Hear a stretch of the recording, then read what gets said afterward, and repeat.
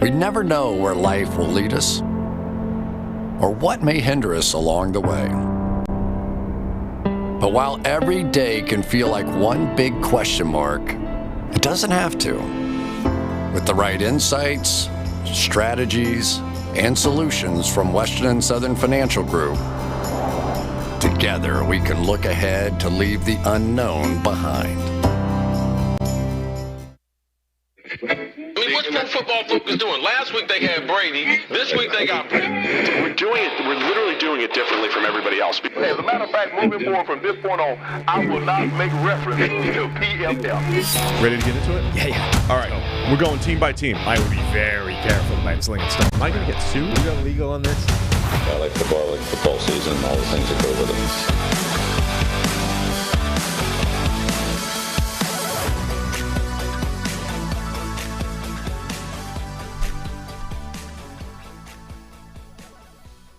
Welcome into the PFF NFL podcast. Steve Palazzolo, Sam Monson. We're live on a Monday morning, 7 a.m., head-to-head with Good Morning Football. It's time to review. They're back in the Week 10. Back in the country. They made it back? Yeah. They were in Germany, not us. Now they're back in America. Oh, that must be an easy wake-up call for them then, if they're on German time. Yeah, it's going to be some messed up body clock stuff. Yeah, that's why I like just staying in Cincinnati like we do. Actually, well, like Neil, right? When they go to Germany, they're actually on the right time for once, and now when they come back, they just stayed. They didn't change time zones, so they're probably okay, actually. Yeah, the ridiculous early start time. But, hey, we're here live every Monday morning. Appreciate everybody for joining us. It's Week 10 review of the NFL. We're going to spend 3.5 hours on Vikings-Bills. Yeah. So we got to get there at some point. But let's just fly through the earlier games before we get to that. Sound Another good? vintage week for the Palazzolo picks. Why you got to go right there? I just think at the moment, have you ever seen the movie Two for the Money, the Matthew McConaughey, Al Pacino thing, where the guy becomes like a professional gambler and I sells did, picks? Yeah, years ago, yeah. So they were like losing their minds because McConaughey was picking like 80% for a while, before it all fell apart. Spoilers. The most powerful edge in gambling on the NFL right now is taking the opposite of whatever you pick. Yeah. You'd be cleaning up this year if that was your strategy. Yeah. Yeah. I might just quit, by the I way. think you should coin flip and see if the fates are really against you. We'll coin flip. We'll coin flip Thursday. If you coin flip for the whole week and you still go like 0-12? We'll coin flip Thursday. By the way, already in the chat, we appreciate the comments, the thumbs up, the whole deal. Somebody in the chat's already saying you're still taking bets. Christian Watson, 15 touchdowns. Because he did have the 3. Well, it just reminds me of one of the preseason bets. Somebody said like week 9 breakout for Christian Watson or 9 or 10, right? Well, no, it was like after week 9 or 10, he would be whatever and whatever. Like, yeah. Did we accept that bet? Because Watson, I don't think so. I mean, after 2 drops, we'll get to it. But okay, let's review Thursday Night Football as always. Days ago, but Carolina 25, Atlanta Falcons 15. This guy in the chat is doing your job for you. Don't forget to smash the like button so we can go viral. 3/4 away, shoot through the show. Well, yeah, because people are complaining like, stop begging for likes. You just let the people do it. Oh, okay. Let the people do it. Everybody tell your peers in the chat to smash the like button, right? Gotcha. 25-15. Panthers move to 3-7. Falcons fall to 4-6. Panthers with D'Onta Foreman on the ground. Really efficient game. A little rain on Thursday Night Football. Terrace Marshall with his nice 43-yarder. Creating some yak, showing flashes again. But, Panthers, impressive win, I'd say, on Thursday night against the Falcons team. If you were starting to believe in the Falcons, they should have taken care of business here, but they did not. Yeah. This Panthers defense, this display, bears no resemblance to the week before. Or in fact, the last time they played the Falcons, which was only a week before that. Like the idea that they could do what they did against the Bengals, have zero answers whatsoever for the run game, and in fact the week before against Atlanta, and then come back and immediately stiffen up, completely shut down, and prevent Atlanta getting almost anything going on the ground, and then be able to limit whatever limited passing attack Atlanta has is bizarre. And then their own success on offense, D'Onta Foreman running the ball, like what did PJ have, like 100 yards? Yeah, not much from either pass game. 108 here. yards. I mean, inconsistency is just annoying in the NFL. That's why I can't make any picks. That's why. That's why. Yeah. Because NFL teams are inconsistent all the way through. So, anyway, Falcons had a chance to stay tied atop the NFC South. Yeah. They did not. You. That was Thursday Night Football. The team ahead on the top. Did you have anything else to add to that? Not really. Okay, good. It's a fairly unremarkable game. Great. The team that's atop the NFC South played in Germany yesterday. Tampa Bay Bucs 21, Seattle Seahawks 16. First game in the NFL in Germany was a 9:30 Eastern start, and the Bucs finally showed a little bit of life on offense. Still only end up with 21 points. Seahawks tried to make a late comeback here, but just wasn't happening. Insane atmosphere in Germany, in Munich. We checked that they did at least Bayern Munich have a break now for the winter of the World Cup, thankfully, because people are slipping all over the place. That pitch was getting pretty much messed up. Isn't that how Wembley used to always be? I feel like every Wembley game felt like it was in the rain, but it wasn't. Absolutely, the first few years, certainly at Wembley, that pitch would get wrecked by the football game.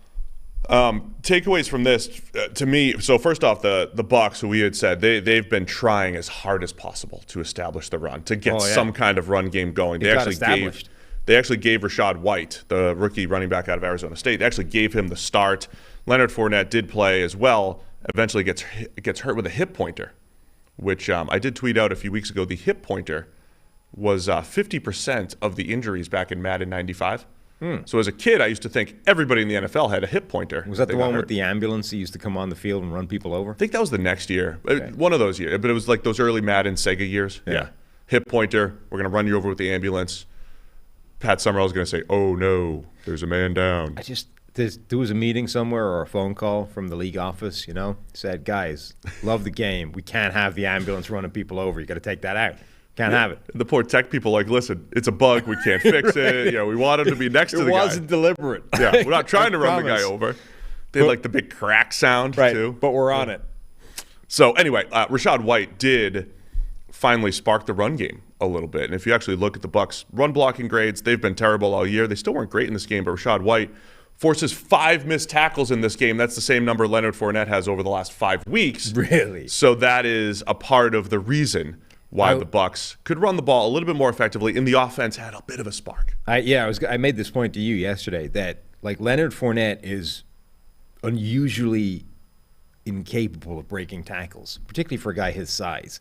He just isn't good at it. He runs through the space that's there. He finishes with power, but he doesn't force missed tackles. Right. He doesn't create beyond. He can gain some yards after contact, but he's not going to go past a body that's in his way, generally. And that's a problem when you're not actually generating much space. The thing about Fournette, though, is that's how you describe him. Remember the year 2017? He's a rookie. They go to the AFC Championship, and he's averaging about 3.4 per carry or whatever it was. That was exactly how he ran, right? If you gave him 5, he'd get you 7, right? He just finished with those extra couple yards.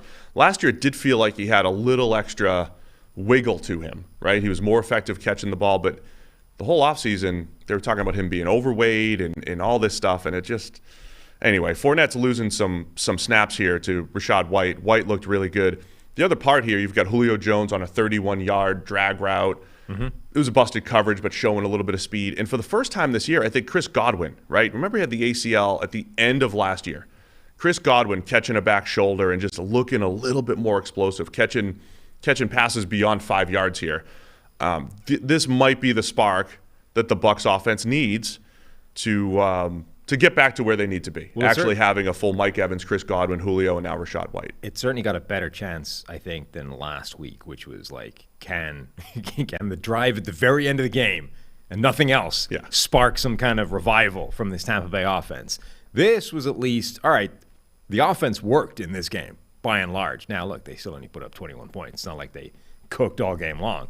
But generally, this offense was functioning in this game. They finally established the run that they were so intent on doing. They got some play action success off the back of it. They got some just routine drop back passing success off the back of it. They also had the worst play in the NFL. Yeah, we got to talk about that all season. So I can't remember in Tom Brady's career a time when they actually ran Wildcat with him. There's probably a play or two here and there, but it's just not common. Yeah. And for look, good reason. As we talked about, the Bucs are trying any kind of spark for their run game, so they run Wildcat. You're like, hey, we'll win the numbers advantage here. So they run the Wildcat, little basically a sweep play with Leonard Fournette. And on the first play, Tom Brady uncovered. Yeah. Not in time. So it's not like they forgot about him, you know? No, they chose to the closest player who decided the nearest I need to get to Tom Brady to have him covered. It's about 10 yards. So it was Tariq Woolen who just vaguely, Brady's over there somewhere. Don't worry, I got it. You know, I see him, you know? Yeah. So, and it was pretty obvious. I actually tweeted a picture of it. Like, nobody went within 10 yards of Tom Brady on that play. That's how little they respect whatever threat he is out there as a receiver. Obviously, the Bucs saw that as well and went, well, if they're not going to cover him, let's just toss him a pass. I mean, I thought that was one that they were going to, file away for later in the season, right? File away for the next time. Instead, they filed it away for like 5 plays later. But it only makes sense against the same opposition, right? It does. But here's my thing, right? I feel like they put in the Wildcat play as a run this week. Yeah. Do you think they actually practiced the throwback? No. So here's the thing. Or they're on the sideline like, we're just going to draw it up. Fournette, you can make this throw, right? Just a little roll, you throw it back to Tom, it'll be wide open. To me, it makes sense to run it again and see if they do the same thing, right? The problem is they didn't. They did not. So I get what you're saying is a perfectly valid point, which is you probably / almost certainly haven't practiced this at all, and you're doing the whole thing on the fly, right?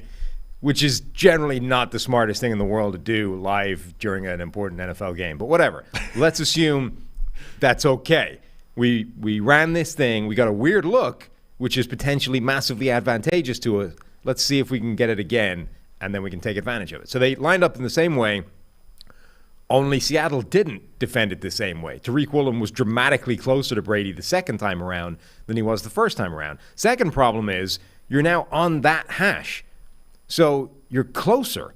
So even if he was the same distance away, like you're dealing with a much narrower field, right? So you're immediately shrinking up everything. Then they kind of run it. They decide, all right, well, let's pass it anyway. So you kind of run this sweep to the other side to try and, I guess, open the space up again. And then you're giving the same exact look. You sweep right. It's just with a throwback, which is a long throw. But I wonder if the sweep was intended to try and drag Woolen away from Brady, Because I think they were just trying to replicate the same play, and they were like, run the same play, except you're going to throw it. Okay. But anyway, if I was going to do that, and the whole point was that somebody isn't covering Brady, I wouldn't bother with the sweep crap. Just throw it to him, fast. Yeah, because that's the whole point, right? It's like nobody's out there now. Yeah, so just catch it and get rid of it. Give him the ball.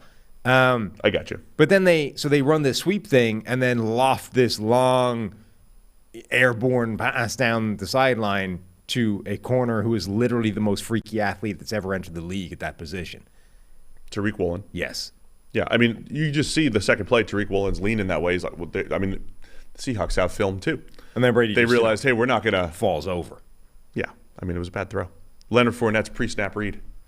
Just got to be better there, Lenny. So when you talk about the offense only scoring 21, they were moving at that point as well. They're in Seattle territory. They had a missed field goal in there. Right, so again, efficient. They were up 14-3 at that point. And that could have been a ridiculously bad call. Yes. They up 14-3. They turn the ball over to Woolen.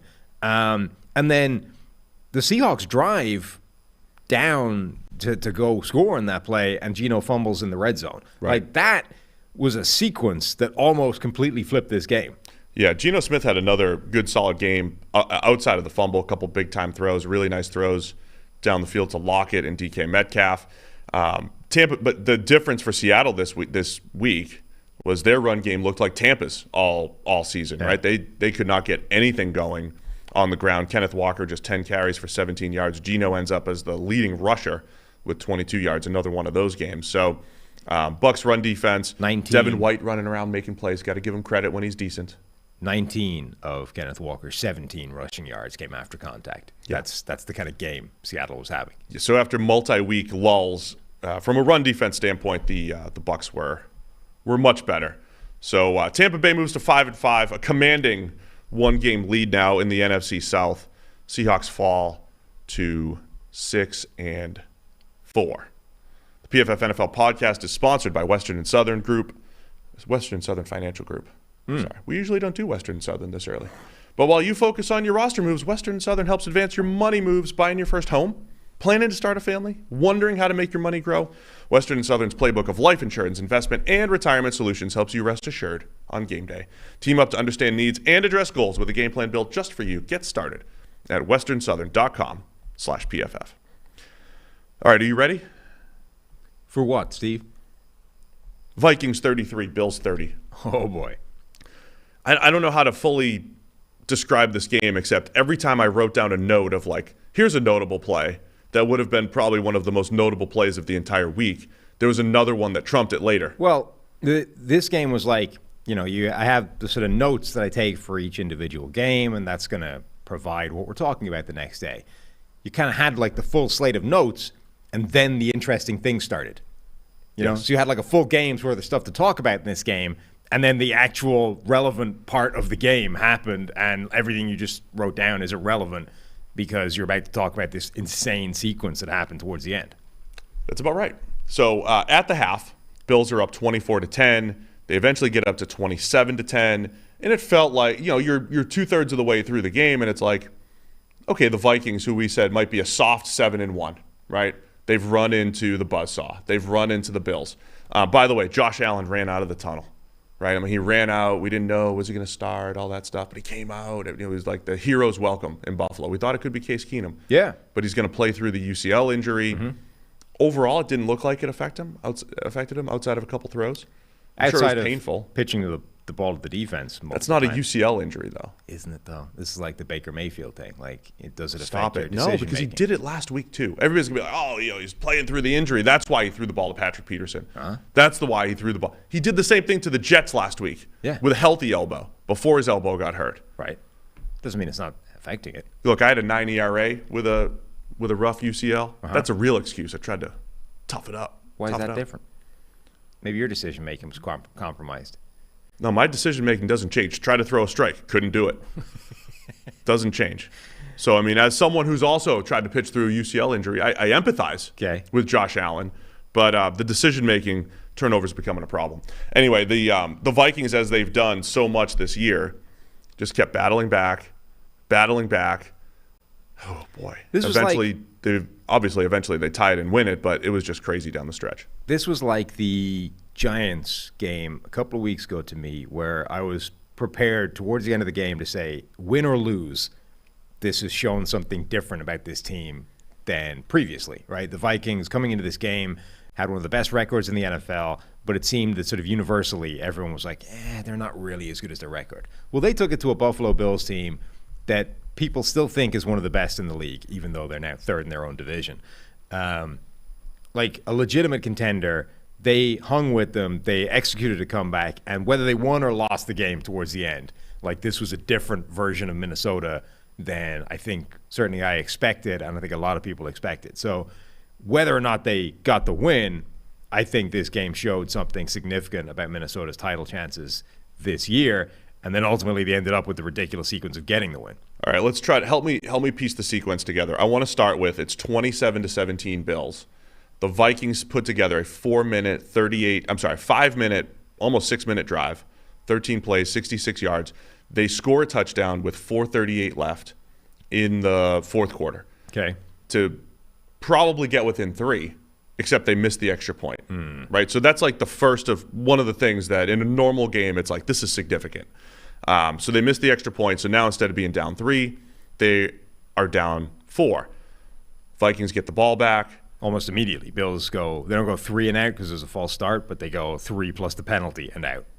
And then this is everything leading up to 4th and 18, right? You've got Kirk Cousins sacked on back-to-back plays. I'm over here tweeting out that Von Miller equals Mariano Rivera. He's the closer. Von Miller, anytime you need that key pass rush, he's going to get you the sack and the whole thing. They get the Vikings to 4th and 18, and then Justin Jefferson makes one of the most ridiculous catches in NFL history. Yes. Earlier in the game, people are underselling this catch. Like, people are talking about this, one of the catches of the season. No, one of the catches in the season happened earlier in this game where Josh Allen tried to throw over the top of Stephon Diggs, and he went up and one-handed it out of the air and prevented what easily could have been picked off by the safety behind him. But he one-hand caught it. Amazing play. Great. One of the catches of the season by Stephon Diggs. And nobody even remembers that play because of what Justin Jefferson did later on in the game. So that's the distance that this catch is between or ahead of one of the catches of the season. This is one of the greatest catches in NFL history. It's comparable to the OBJ catch, which is one of the greatest catches of all time, right? It's different, but that's the kind of category you're putting it in. Like OBJ's one-handed snag, leaning back that became like a logo is what we're comparing this to. Now, it's a very different catch, but Justin Jefferson went up and won a contested catch with a DB who had both hands on the football, one-handed, and took it away from him on the way to the ground, and somehow the ball didn't hit the turf on 4th and 18. So even independent of the down and distance in the game situation, this is one of the most spectacular plays that's any receiver has ever made. And then when you factor in 4th and 18 with the game on the line, it's genuinely one of the most absurd catches that the league has ever seen. I mean, it's Diggs' catch, but in traffic, right? In traffic, contested, not just like traffic, but with the DB literally has two hands on this. Now, we can ask the question, why is the DB trying to catch it in the first place? It's 4th and 18. You bat it down, you win. That's a good question. He did, and Justin Jefferson took it away from him one-handed on the way to the ground. Yeah, man. It was absolutely incredible. And once he makes that catch, it's like, Vikings might do this. The catch was so crazy that you needed replay to figure out how it even happened. Like, he went up, he threw it into coverage. You're like, incomplete. And then suddenly Justin Jefferson gets up with the ball. Wait, what? Yeah. How? How did he not bobble it? How did it not touch the ground at all? How does he have the ball? Yeah. You're like, he threw it to the corner who had two hands on it, and then in this pile of bodies, somehow Justin Jefferson gets up celebrating. What the hell happened there? I mean, Justin Jefferson was the MVP of this game. Oh, by a mile. No doubt. Every time they needed a big play, didn't matter if it was 4th and 18, 3rd and 10, didn't matter. I mean, that dude was making plays. Next Gen Stats had a statistic, naturally. Justin Jefferson was responsible for 9 receptions with a sub 50% completion probability yesterday. The most in a game by a receiver in the NGS era. No other player is more than 6. Wow. So he had 3 more catches with a sub 50% completion probability than anybody's ever had in a game before, as long as NGS has been tracking this stuff. And this, by the way, is why Kirk Cousins is not going to have the best grade in the world, even though he had a couple of really nice throws in there. Like, Justin Jefferson made this game, not so much Kirk Cousins. Oh, absolutely. 9 catches with a sub 50% completion probability. That concept of 50-50 balls? Well, 9 of the passes that Justin Jefferson was throwing yesterday were less than 50-50 balls that he ended up turning into something special. And this, by the way, was why I was a little bit critical of him last week for not making those kind of catches. Because this is what he's capable of doing. Like, we've seen it. And not doing it last week made that game a lot closer than it could have been. And doing it this week won them the game. Sam being critical of NFL player for not being superhuman last week. That is... And I'm not asking him to make 9 of them. I'm just saying that he had like 3 last week and didn't come up with any of them. And if he comes up with one of those, it makes that game a lot less close. Yeah, to reiterate on Cousins' grade really quick, 4 passes to the defense, basically. 2 of them were intercepted. His last interception came in the 3rd quarter. I mean, he just panicked and threw it blindly directly to a corner. I mean, there was no... Yeah, really bad interception. That was... you tried to say Daniel Jones had the interception of the season back early in the... I mean, the turnover-worthy play of the year, this was among them, a panic throw by Cousins. So anyway, down 4, the Vikings are driving. Justin Jefferson makes the 4th and 18 catch. They get up to the goal line and have a few tries at it, which includes, I don't know if I'm missing plays ahead of this, but there's an offside. On 4th and 1, the Bills jump offsides. Vikings run play action, little dump off to Dalvin Cook, where he's probably just going to catch it and fall forward. For a touchdown. First, we get a touchdown from Justin Jefferson that they then go, actually, no, not. They review it. Not a touchdown. That's true. Short. Right. So now it's 4th and 1 from the goal line. Dalvin Cook drops the touchdown. Right. Like, Cousins found him. It's a touchdown if he catches it and walks in. Dalvin Cook drops it. But it's defensive offsides, so we go again. So that puts you at the half-yard line. I mean, it is as close to the end zone as you can get. So 4th and inches, And then Kirk Cousins with a pretty weak QB sneak attempt as well. He's down, at the half-inch line. As bad as that QB sneak attempt was, the second effort almost got there. But also, so they're completely stacked, the A-gaps, right? That's not like Cousins is the most, physical and athletic quarterback in the world. Like, they are preventing you do this particular play, and you're going to run it into the teeth of it anyway. And you're going to do it without the rugby trick that everyone else has been doing. I put CJ Ham, station him up Kirk Cousins' backside and have him drive him over the line. They didn't even do that. So it's like you're expecting Kirk Cousins to effectively drive his way through a stacked A-gap to get this sneak. That's not likely to happen. There's multiple ways to attack this, right? When they stack the A-gap, you can go B-gap, I think, as Cousins tried. You can do the maul, rugby style. Yeah. You can try to go over the top, not necessarily when they're stacking the A-gap. These are like the QB sneak options. You could try to go over the top. Drew Brees did it well. Brady's done. A lot of guys have done the over-the-top move. Stafford. Again, doesn't feel like a Cousins strength. I wouldn't say that would be Cousins' strength. Or what a lot of teams do is they will check out of it, right? Because if they're stacking the A-gaps, you're probably going to have a man advantage running wide.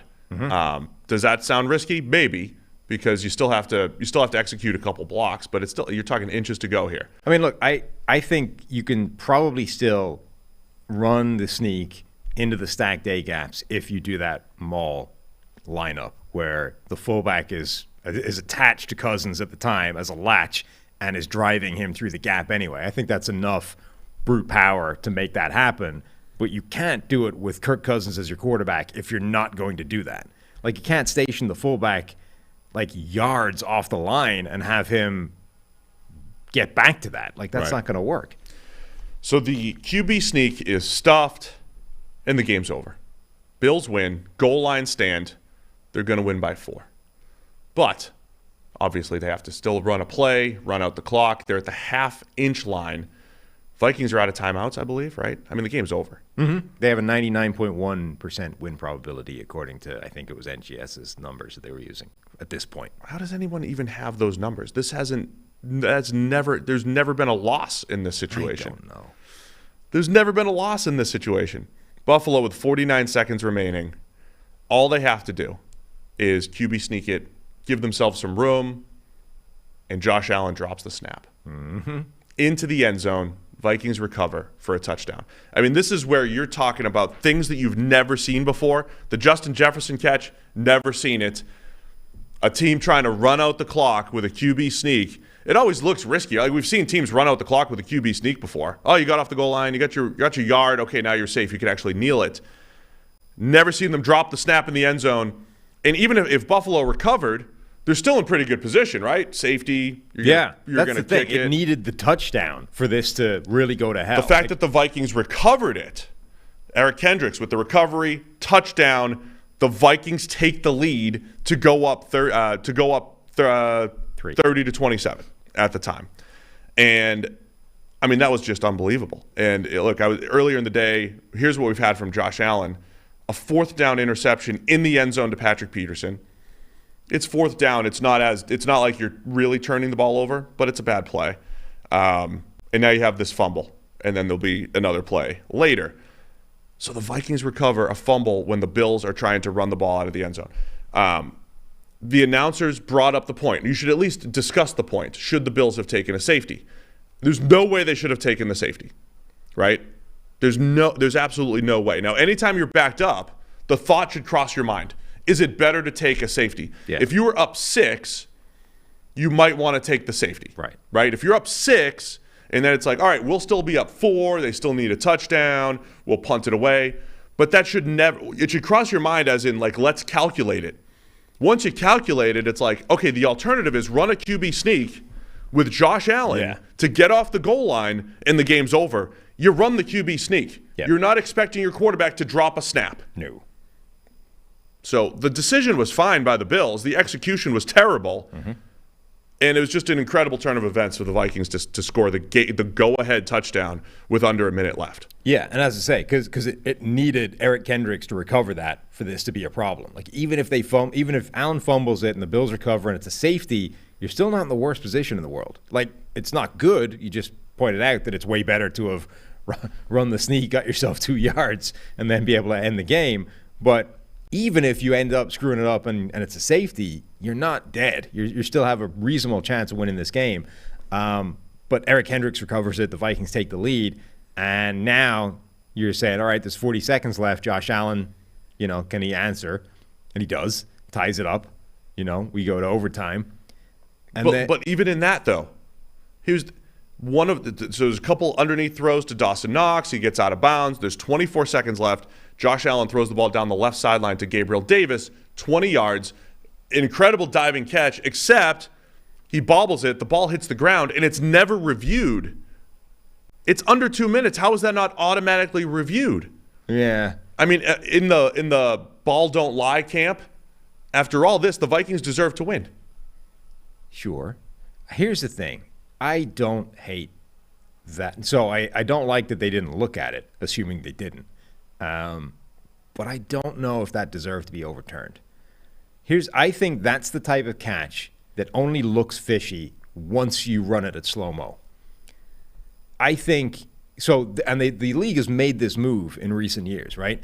There's been a certain adjustment to say, hey, look, the ball is allowed to move without you actually losing possession of it, right? It can shift in your hand. Like, you don't lose control over the ball just because it's moving around in your possession once you hyper or slow-mo the replay. Right. And you're like, hey, look, that thing twitched. Like, well, of course it twitched. Like, you know what I mean? So Davis catches that ball. Securing the ball with a little bit of movement. But that's different than this one. So he catches the ball, it goes out of bounds, and when you show it on replay, you can see that the ball does leave his hand for a split second as he's going to ground, touches the ground. It's like, I think if you run that at full speed, nobody is asking for that to not be a catch. And it's only once you see on slow-mo replay, hey, look, I can see that ball move. And you're like, incomplete. It feels like you're manufacturing a play that's different than what actually took place just because you can see it in slow-mo replay, magnified. And you go, forensic examination shows this actually wasn't a catch. I just think if you're every single fan in the world, if their receiver makes that play, they want that as a catch. So I think that's okay. I'm okay with that one. You're okay with the non-catch. Yep, being a catch. Mm-hmm. In crunch time, game on the line. Yep. And not only a catch. I mean, look, if you end up calling it a catch, fine. Yeah. The fact that it wasn't reviewed, that's the problem. Inexplicable. Yeah. Now, inexplicable. Look, a lot of stuff happens now behind the scenes in New York where they're looking at it and they're on the, maybe it was looked at and they just decided it's fine. It doesn't matter. It's under 2 minutes. I know, Just have the perception for the people that question the officiating. Just stop the game and go watch it. It's not like people aren't going to see the replay later. We all saw it later. You see Mike Pereira yesterday say the worst word you can tell an official? What's that? Single worst word you can. Overturned. No. I bet you $10 you can't tell me what the worst single word you can call it, what you can use to an official is. It's not a 4-letter? No. It's 3 letters. What is it? Y-O-U. You. You make it personal, flag comes right out. The worst thing you can say to an official. Apparently. Okay. That's it. That's all I got. That's Mike Pereira telling you the worst word you can say to an official. You. You. Mm-hmm. Okay. So it sounds like they've got a... I would argue there's worse things you can say to an official. Sounds but like apparently, according to Mike, no. You and then some 4-letter words? So everything after it? No, just the word you. It somehow activates. You made it personal now, so the flag can come out. Yeah. Sounds like they've got a little ego issue. Yeah. Did that come up at all, or is that just... Yeah, because in the Germany game, right? Remember DK Metcalf gets himself a he had the penalty personal foul. Talking to the official. Yeah, they're showing the replay, and it's like he's talking? Now, look, there's plenty of things DK Metcalf could have said to an official that would have warranted a flag. I'm not saying for a minute that they should be allowed to just hurl whatever abuse they fancy at an official. There are a million things he could have said to an official that I think absolutely would have warranted a flag. But if the word "you" activated some kind of sensitive button from officials, it's like, oh, you now it's personal. No, flag. so you're doing That's it again. absurd. This drives me nuts.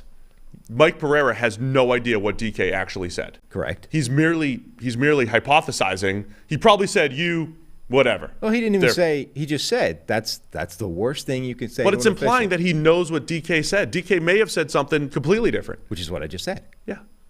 And look, announcers saying what's being said on the sideline based off of body language is absurd because people actually believe it. It paints a picture of what was actually said. Well, unless you could read someone's lips. I mean, look, you can the like inference, when Aaron Rodgers said, "Run the ball." The inference for that is not so much that DK specifically said the word "you" and that activate. It's that has happened. That's my bigger problem with that. No, I understand. Like Mike Pereira is essentially saying that when anybody says the word "you" to an official whilst berating them or complaining, immediately they're going to toss the flag because that's made it personal, which is absurd. Okay, it is. It absolutely is. Have we even got to overtime in this game We're yet? not even to overtime yet. So then there's a pass interference. Bills kick the field goal. So in under a minute. So here's the thing, right? Just back up for 1 second. If you're still asking why did the Bills not take a safety, they would have taken a safety. They would have been up 2. You punted away. Yeah, the Vikings would have been able to drive down with a game-winning field goal opportunity. Mm-hmm. And we see this in the NFL. We joke about the 13 seconds that it took the Chiefs to get into field goal range last year. Okay. Last week, Tom Brady in under a minute took a team for a touchdown in under a minute with no timeouts. Josh Allen, 49 seconds, 3 passes in a pass interference into easy field goal range. You can move the ball pretty quickly in the 2-minute drill to get into field goal range. So it never would have been a good play for the Bills with just under a minute to take a safety because we saw what they were capable of doing, getting back into field goal range very quickly after the heartbreaking fumbled snap in the end zone. So now it's 30-30. Overtime. We go to overtime. The Vikings receive. They get the ball. They drive down. There's a pass interference. There's a fumble in here that Dalvin Cook recovers. So Cousins gets sacked and he fumbles, gets recovered by Dalvin Cook. Dalvin Cook, by the way, who threatened to take over late in this game. Dalvin Cook, so good. His touchdown on the sideline was apparently the 3rd fastest recorded speed of any player in the NFL this season. Dalvin Cook's pre-draft 40 time is one of the most explicable numbers that's ever been put out in a workout. Like, Dalvin Cook is one of the fastest. Yes. Dalvin Cook is one of the fastest players in the NFL and somehow ran like a mid 4.4. Yeah, he plays like he's in the 4.2s. I don't care what anybody says. He looked like that at Florida State. I actually kind of like the fourth quarter comeback number. I think it kind of like gets you in the ballpark stylistically of do quarterbacks have success there. Watching Dalvin in college at Florida State, I wanted him to get credit for the fourth quarter comebacks that Jameis got credit for. Okay. He would do what he did yesterday, like reel off a 70-yard run. He was getting 10 yards a pop in the second half. His explosiveness and big playability is absolutely incredible. But he recovers the fumble. And then the pass interference was a weird one, too, to Justin Jefferson. Cover 2, and Christian Benford he's just kind of playing zone and then just run. He just doesn't see Jefferson and runs into him. It probably has to be called interference. It's a 19-yard turnaround, but Christian Benford came out after this game and was kind of like, Justin Jefferson wasn't that hard to cover. You know, he made some plays. I made some plays. I mean, sure. It feels like he made a few more than you did, Christian. Maybe, I wouldn't have said that. Let's put it that way. Doesn't feel like the kind of argument you can make after the kind of game Justin Jefferson just had. And then, so honestly, if you look back at this game, the Bills' red zone, their tight red zone defense was absolutely incredible because the Vikings had the opportunity to win, and they stopped them eventually on the QB sneak. We have a 3rd and 10. Cousins hits Justin Jefferson for 24 yards. Kind of back shoulders a corner route. I don't know if it's just a bad play, but Justin Jefferson was catching absolutely everything. So the Vikings have 1st and goal from the 2. Touchdown wins the game. Mm-hmm. Well, they stop Dalvin for -3. Cousins gets sacked for -10. Then there's an incomplete pass. They kick the field goal to go up. So the Bills' tight red zone defense was incredible down the stretch. Didn't matter, but it was incredible down the stretch. Bills have a chance to come back. 2 Josh Allen scrambles. All right, superhuman dude's coming back. He's going to take over. 18-yard scramble, 20-yard scramble. There's a 7-yarder to Stephon Diggs, a couple back-to-back. We're inside the 2-minute warning right now. There's a great pass breakup by Vikings legend Duke Shelley in the end zone that would have won the game for the Bills. And then the turnovers strike again for Josh Allen and the Bills. Yeah, really bad turnover. And people in field goal range, right? You're going to at least tie. Red zone. In the end zone. And some people were trying to put this on Gabriel Davis. Like, there's no route Gabriel Davis can run here that stops that being a bad play. People were like, oh, he should have flattened it, made it more of a dig than a post. It's like, if he does that, it's behind him, and it's still an interception. Like, there's nothing Davis can do on this play other than, like, J.J. Arcega-Whiteside turn around and box him out in the end zone that makes this anything other than a pass intended for Patrick Peterson. This is another bad turnover by Josh Allen at a critical time, and those have directly led to 2 of the 3 defeats the Buffaloes had this season. And in the third, he had, 6 turnover-worthy plays against Miami? Okay, no interceptions, but he had some fumbles in there, right? So you can make a pretty compelling case that all 3 of the losses Buffalo have suffered this year have been largely because of Josh Allen turnovers. Now, he's still making all the insane plays on the other end. Yes. Like, just look at the play sequence for that could have been game-winning drive, right? It's all Josh Allen. But those turnovers are crippling them right now.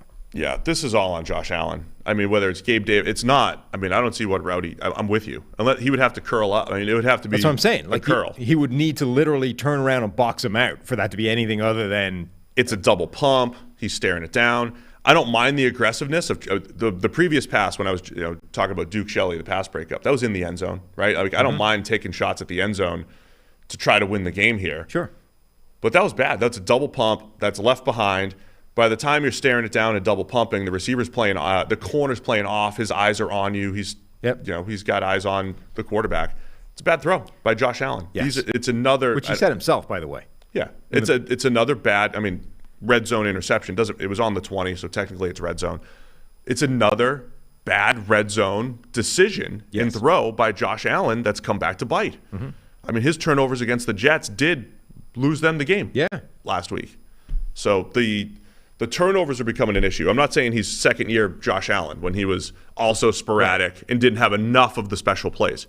He's still making a ton of special plays, but the turnovers are really starting to become an issue here, including, of course, dropping the snap in the end zone. I mean, that's one of the turnover-worthy plays in there as well for Josh Allen. Big shout-out to Blake Brandel for the Minnesota Vikings. Christian Darrisaw has been one of the best left tackles in the NFL this season, goes down after 30-something snaps, and Blake Brandel comes in to play left tackle against Von Miller. Good for him, man. I mean, he got drafted in 2020 in the 6th round by the Vikings.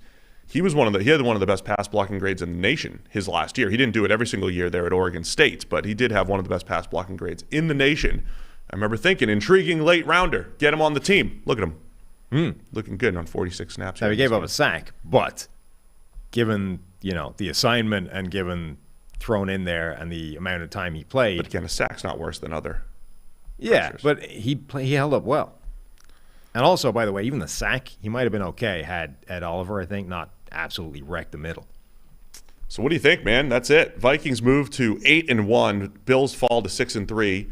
Not that seeding matters right now, but the Bills go from your number 1 seed to not even leading. Well, they're leading the AFC East. Not even leading the AFC East technically.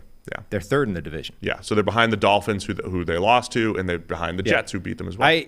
I think this was impressive for Minnesota. And there were people saying, "Wow, Buffalo were missing 6 or 7 starters on defense." Yeah, well, I mean, the Vikings were pretty depleted on defense as well. Like, this was Andrew Booth Jr.'s debut, I think, for playing time on defense. As you said, Vikings legend Duke Shelley is out here making pass breakups against Dawson Knox. Like, Minnesota was pretty depleted as well. This was not a 100% healthy team on either side. And as we just said, they lost their left tackle against Von Miller. So there's enough caveats on both sides, I think, that you just say, look, fair play to Minnesota. They did it. All right, so your team might not get as much time today because of Vikings-Bills. But you should have enjoyed our Vikings-Bills recap. It's one of the – is this the craziest regular season game you've ever seen? Look – it's one of the best games. There's at least 2 or 3 things in there that you've never seen before. Yeah, but that happens, most weeks in the NFL. Vikings-Ravens 2013. Was that who they kept trading kick return touchdowns?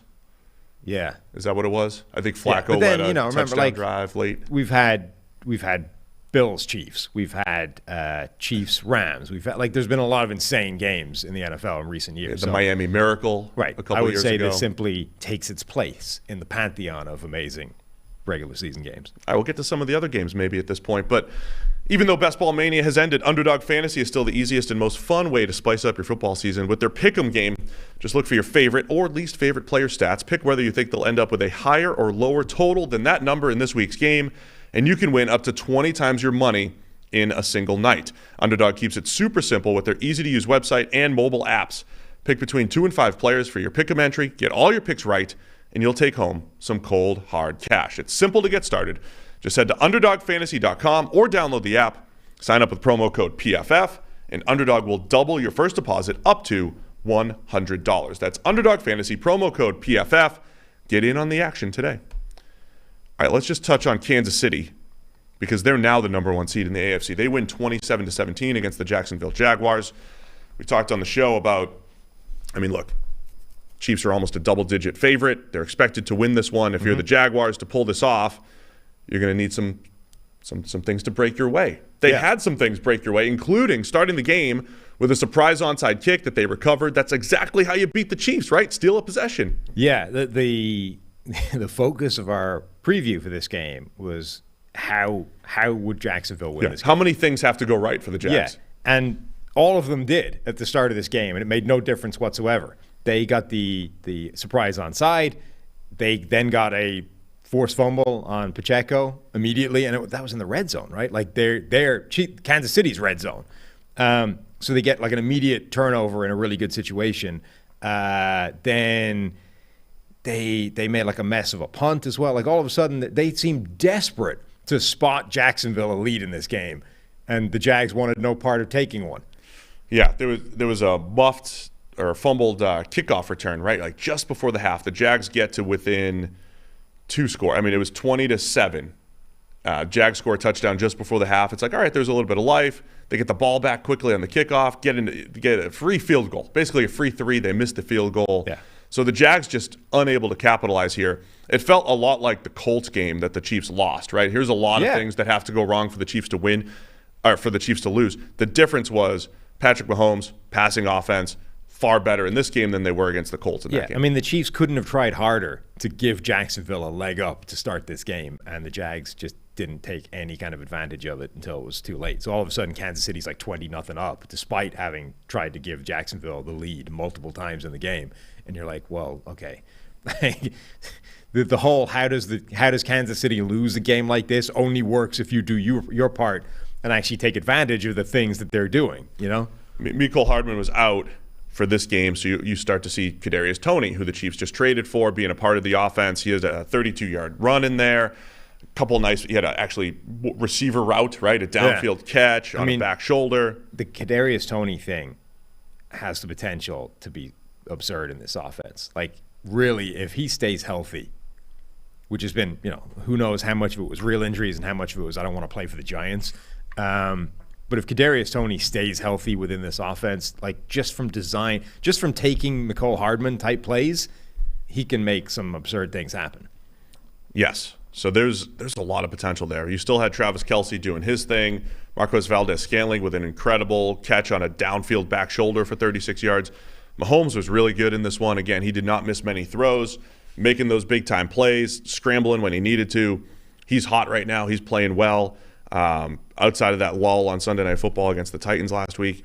So the Chiefs offense is still humming. Again, even though they scored 27, they missed a field goal, extra point. Didn't they miss a field goal in there too, I think? There's opportunities. They're moving the ball there. On the other side, I thought Trevor Lawrence still played pretty well. He took a couple sacks when he shouldn't have, and the Jags weren't as aggressive on their 4th down decisions early. I think they just, they weren't close enough. It was just 4th and long enough to try to, coffin corner punt it. They punt it into the end zone. Other times where Doug Peterson would have been more aggressive, I don't think he was in this one. Jags hung tough, though. A couple really nice touchdowns by Christian Kirk. I have lamented the kind of phasing out of receivers laying out to catch passes that may be slightly beyond where they needed to be. Marvin Jones laid out and got an absolute beautiful pass down the sideline from Trevor Lawrence.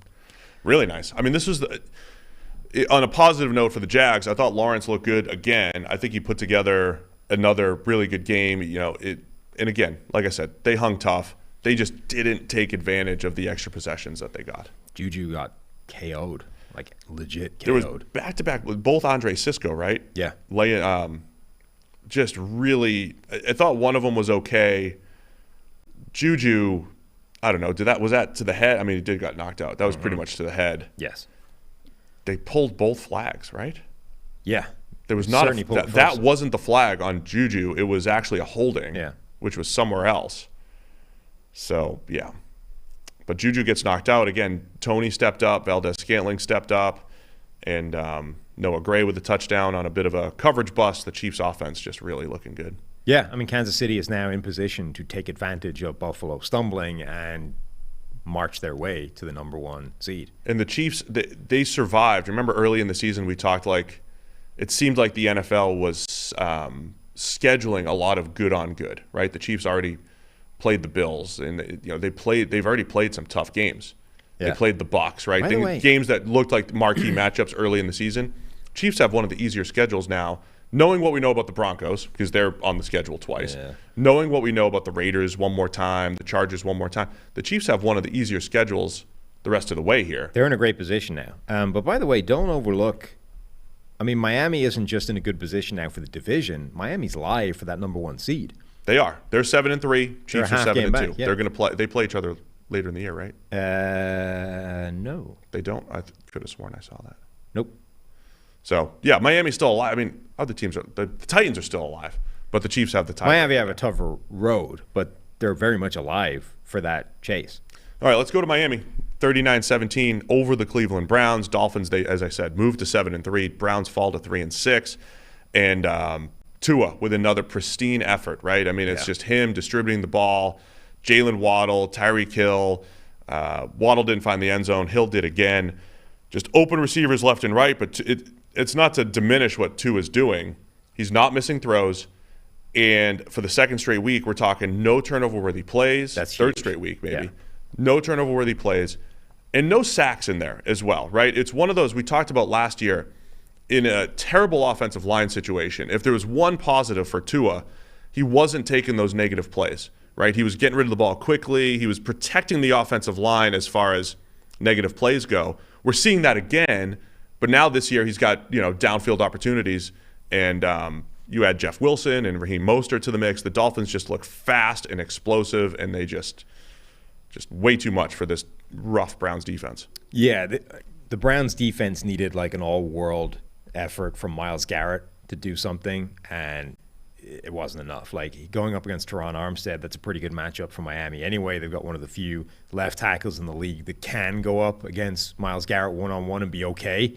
I mean, Garrett wasn't bad, but he needed to have the kind of impact where he made multiple sacks, completely change his drives by himself, and just wasn't able to get that done. So if that doesn't happen, all of a sudden Miami is like the offense just isn't going to get stopped. They're too good. People are wide open all the time. The run game was working. Tua delivers an absolute dime to Trent Sherfield in the back of the end zone. When he's making those plays in addition to the sort of free, easy ones where you're just delivering the ball to a wide the hell open Tyreek Hill or Jalen Waddle, if he's also hitting a bucket in the back of the end zone to Trent Sherfield, I mean, that's like this Miami offense is scary. They are almost unstoppable. Tua might not be as good as Patrick Mahomes or some of these other quarterbacks, but within this offense, he's shown that there's a dramatic difference between him and Teddy Bridgewater or Skylar Thompson, and the combination of that together, it doesn't matter where the credit goes, right? We can debate about that, but it's an academic exercise. The point being, collectively, Tyreek Hill, Jalen Waddle, Tua, McDaniel, the run game, it's all coming together to form what is arguably the most unstoppable offense in the league right now. Like Kansas City's, I think, is the number one offense in the league statistically, blah, blah, blah. But I'd be interested to see what the number is. Actually, I haven't run it just in Tua games. Like take out the Skylar Thompson and the Teddy stuff. Where does Miami's offense go? Because they're undefeated as long as Teddy has started and finished the game. And I think that's looking more and more real as the season goes on. You hear the word distributor used, point guard, for quarterbacks, and I don't think that's a knock. I think it's usually is.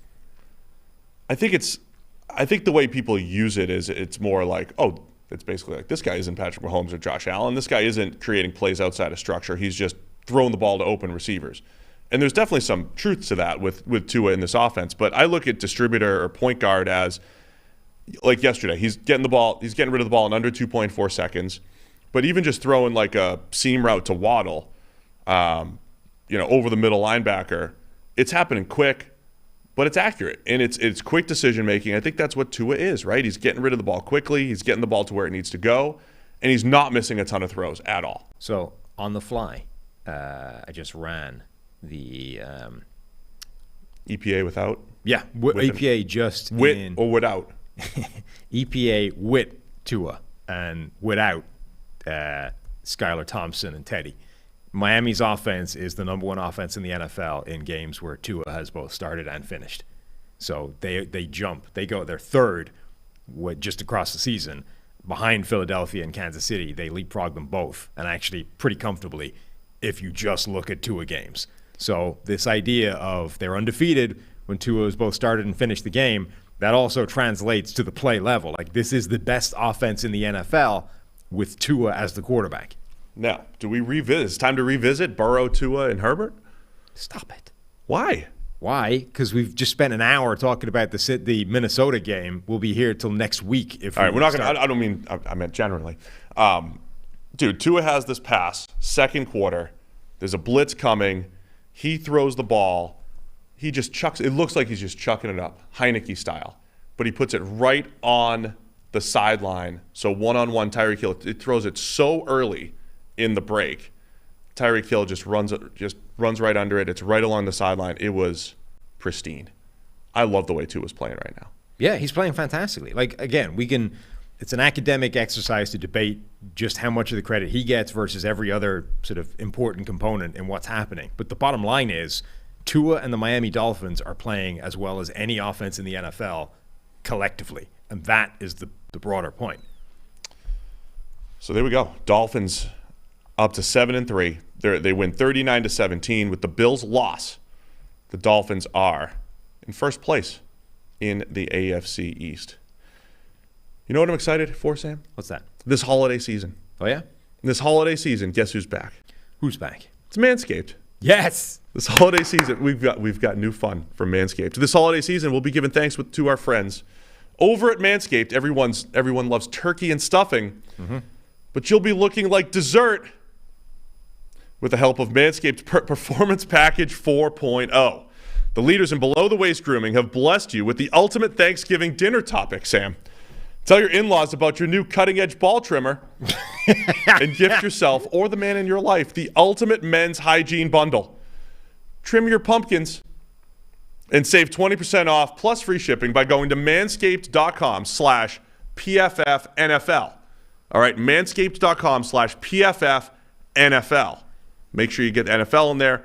That's our podcast. I mean, this isn't an approved message from PFF, but I will personally give anybody a free PFF Plus subscription if they send video evidence of them telling their loved ones about their new ball trimmer whilst they're showing it to them. We need hidden camera and footage of you explaining to your family about your new Manscaped bundle here. 100%. I will absolutely make that happen. The bundle which includes Lawnmower 4.0 trimmer, the Weed Whacker ear and nose hair trimmer, the Crop Preserver ball deodorant, the Crop Reviver toner, Performance Boxer briefs, and a travel bag to hold your goodies. Think your holiday spread is good? Well, it's time to give thanks to the Manscaped Performance Package 4.0, or as I like to call it, the perfect package for your package. Getting Manscaped is the ultimate hack to become the family favorite. Save 20% off plus free shipping by going to manscaped.com/PFFNFL. That's right, 20% off plus free shipping by going to manscaped.com/PFFNFL. Be thankful this holiday season for the best gift of all from Manscaped. Your balls will thank you. I can't wait till you're handing out PFF Pluses. Masterful.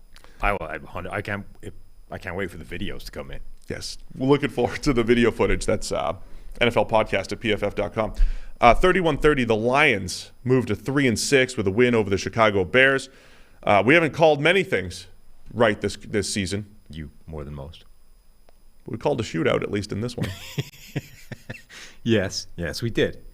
Well done. It's so bad I can remember like the 3 things I got right. Yeah. Yeah. Lions. They pulled it off. I think I still picked the Bears to cover, but it doesn't matter. Look, you can't have everything. If you're going to get one small thing right, you can't expect to get the game right. The pick. Who's worse at their job, me or Josh McDaniels? Oof. That's pretty tough. Well, I don't know. What's the worst, I'm not trying to be mean. I'm just saying, he's got a bad record. I mean, we looked I at have it. a bad record. My record's better than Josh McDaniels. If you strip out the 6 games at the start of his Denver career where allegedly he was cheating. Yeah, maybe I should cheat more. If I could cheat. 31-30. Lions win. Justin Fields does it again as far as he has a 67-yard run in there. Yeah. But we have back-to-back weeks of Fields with a mediocre passing grade, an incredible rushing grade. I don't know if I've seen this level of discrepancy since rookie year Lamar Jackson. As far as the passing is so inconsistent still. There's some spectacular plays in there. But as a runner, I am blown away by how much value Fields is running. A 67-yarder on 3rd and 2? Yeah. Now, look, the 67-yarder was as much bad defense as it was. It doesn't matter. Fields. He's doing this all the time. But, yeah. It is. I'm not trying to take away from what Justin Fields is doing because he's so much better as a runner than certainly I thought he would be. And I think pretty much anybody. If people thought he was this player, even just as a runner, forget what he can do as a passing quarterback, there would have been more hype about him as opposed to the guy that sort of slipped in the draft. But he's so dangerous. And there was a play, his rushing touchdown? Forget the one where Detroit, it was bad defense. Detroit was out-gapped, and he simply ran into the open space and then outran the secondary for the big gain. But there was a play earlier on where he makes a mess of it and down in the red zone and then just kind of fixes it and gets out of a tackle, and all of a sudden the Lions have over-pursued and they're screwed, and he makes something happen. That's how problematic he is as a defense right now, where he forces you to be disciplined the way you have to with Lamar Jackson or some of these other special athletes, because if you start trying to do somebody else's job in addition to your own, that's where you get into trouble. So this play, I forget who it was that got the pressure on him and got their hands on him, but he starts running to the right, and Aiden Hutchinson goes, all right, I'm going to cut him off. Right, I'm going to abandon, backside contain, and I'm going to chase him over there and try and cut him off before he scores. But then he shrugs his way out of the first contact, and all of a sudden Aiden Hutchinson has left, the door wide open on the other side, and he just starts jogs back into that, and we've got a big space. That threat that if you don't stay disciplined so 2 things need to happen. 1, you need to stay disciplined and do your job. Number 2, the other person who's the direct threat at this point needs to not get beat. And if one of those breaks down, he makes a big play happen. That is such a freakish threat that very few quarterbacks in the NFL bring to the table. And well described. And here's what it's all opening up, right? The Cole Kmet experience. You've got a tight end who's Cole Kmet, I don't think is a special player. He's becoming a special fantasy player now because you have an offense that's tapping into Justin Fields' rushing ability, misdirection, and all that stuff. You've got the Yoink play, right? Your favorite, the tight end throwback, wide open for 50 yards for Cole Kmet. That was his 2nd touchdown. But you're starting to see the force multiplier that is a rushing quarterback, that is a running quarterback, and what that opens up for the rest of the offense, right? It's you're going to have a tight end that's going to be open on play action because of the defense accounting for the quarterback. And as you mentioned, even when you do account for the quarterback, sometimes he still is going to make you pay as a runner. So all that said, Bears are up 24-17 in the 4th quarter. Very ill-advised pass by Justin Fields. He just kind of floats it right up to former teammate Jeffrey Okudah, the Ohio State University. Okudah with the pick 6. So that tied the game. Right, so it's 24-17 Bears, pick 6 to tie it up at 24. Fields, great job bouncing back. I mean, that was incredible. That was when he had that 3rd and 2 keeper for the 67 yards, but the Bears missed the extra point. Extra point is wide left. Lions drive back down. 8 plays, 91 yards with 2:24 left. Jamal Williams gets into the end zone. Lions take the lead because they did kick the extra point, 31-30, and then Fields and the Bears cannot make the final comeback attempt.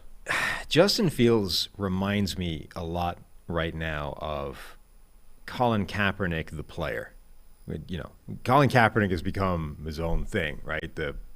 But remind people about the player. People forget I think people forget a lot of what Colin Kaepernick actually was as an NFL quarterback. His play has become mythologized. It's become political. It's become whatever. But back when Colin Kaepernick was first causing major problems, he was a limited but spectacularly capable quarterback as a passer, but would just destroy teams with his rushing ability. And he had a similar Justin Fields capacity to just open up and outrun everybody on the defense and attack sort of spaces. The second you switch off, he goes and makes a big gain on the ground. Now, the famous one was that game he had against Green Bay in the playoffs, right, where like 180-something rushing yards. But he also had like 150 rushing yard performance against the Chargers one game on 7 carries, by the way. 7 carries, 151 yards. It's a pretty good, good clip. He had another 100-yard game against Miami. Like, Kaepernick's ability on the ground was spectacular. He also had a cannon of an arm, but he was limited as a quarterback. Like, he didn't go through full field reads, diagnose, work his way through progressions all the time. He generally was working half the field. It was inconsistent. It wasn't incredibly productive. And you're kind of going, okay, this is great. Eventually the league deals with this type of quarterback, and unless he takes that leap as a passer, we're going to stagnate, and we're going to plateau at this level, and we're not going to kick on. Whilst he's in this groove, like, it's still new and we're still having production, you can do special things, but if you don't take the Jalen Hurts leap, right, if you don't take the Josh Allen leap, if you don't get better at the problematic area, you're not going to keep going because teams will adjust to what you're doing. So Fields right now, and bear in mind, he's dealing with a way crappier situation around him than what Kaepernick had in San Francisco. Right now, Fields is causing all kinds of problems for defenses. And at the very minimum, I think, is successfully winning himself this job going forwards. But now the Bears need to build around him, and he needs to take a step forward as a passer. Otherwise, this will kind of peter out. Kaepernick's an okay comp, I think, there because of the way you described the rushing ability. I thought Kaepernick's issues as a passer, I mean, he would make some throws. I thought he had a potential to be just absolutely incredible because he made spectacular throws. Kaepernick's issue to me was touch, underneath, short accuracy and all that stuff. I think Fields is a more talented all-around passer. I think he's a better – because Fields – again, to reiterate for the 12th straight show, Fields is playing differently than I expected, right? Yeah. I thought he was going to be a good passer if you gave him a lot of time, take too many negative plays, add some value as a runner. But instead, he's adding all of his value as a runner, and his passing is very inconsistent. Mm-hmm. But as far as, like, is he a talented thrower of the football? I think Fields is a much more talented thrower of the football than Colin Kaepernick. Kaepernick had a laser beam for an arm, and he would flash some of that ability, but he was never well-rounded enough. And I think that's where, like, you talk about the league catching up. They fit the run better with Kaepernick, and his inability as a passer caught up. I still think Fields can get there as a passer, which I think is dangerous, right? The Komet stuff that I'm talking about, you have players running wide open now in this Bears offense because of the threat that Fields brings to the table. He's got to continue to refine his decision making and get a little bit quicker and not make the boneheaded decision like he did on the Okudah play. He is showing the spectacular throws, though. He's getting the ball down the field as well. So I think Fields will get there. Right now, we're talking a lot about the Bears. Hey, the Lions earned the win here. Battling back. The pick six was huge. Jared Goff won't great as well. Maybe as the stat line, he had a negated interception also in the fourth quarter. But the Lions continue to create good offense as well, both run game and pass game. So impressive win, 2 in a row for the Lions. Restore the roar. What and restore it. That's fine. They've got the Giants next week. It should be a good game. Well, they're making the bet interesting. The new one we took, whether the Lions could make the playoffs. Yeah, they're up to 3-6, and they're going to go play the Giants. Giants win 24-16 against the Houston Texans. Giants move to 7-2. We said before, hey, you're playing the Texans. You got a 5-point spread. Go ahead, go cover it, go take care of business, and the Giants did. Yeah, including fourth quarter interception to help seal the deal. Texans kicked a field goal late to try to sneak back in it with limited time, and then try to get the onside kick. Didn't happen, but 24-16, Giants take care of business to move to 7-2. Yeah, which honestly, it's kind of all you can say about this game. Like they did their job, they did well, they beat a team they were supposed to beat, they did it by the margin they were supposed to do it by. Credit the Giants, they absolutely took care of business in this game. But it's like, okay, it's the Texans. They tend to drag teams down to their level a bit. It's difficult to emerge from a game against the Texans looking really good. This was the same thing with Philadelphia, remember? Like Philadelphia covered 13 points, but not 14. So it's like, did you really, do what you're expecting to do? So Giants are better than the Eagles. They covered. They covered. Yeah, so like it's very difficult to come out with real takeaways about this game. I will say, like, poor Kenny Golladay is becoming one of the most miserable stories in NFL history, other than the fact that he has $72 million sitting in the bank account. Yeah, whatever he got, like not 72, but the totality of guarantee that he actually ends up with. But Kenny Golladay, they were making a big deal out of what he's going to play in this game. He's going to be a factor. We're going to get him back in the offense. And then he had like 2 targets, one of which he dropped, which was like a stone-handed, open and crossing route underneath drop. And then he just gets, right, okay, that's enough of that, Kenny. Take a seat on the bench again. We'll talk to you next week. Yeah. They're still winning despite Kenny Golladay. That's rough. It's like him and Russell Wilson right now are the same person, just at a different position. And the fact they can't bench Russell Wilson.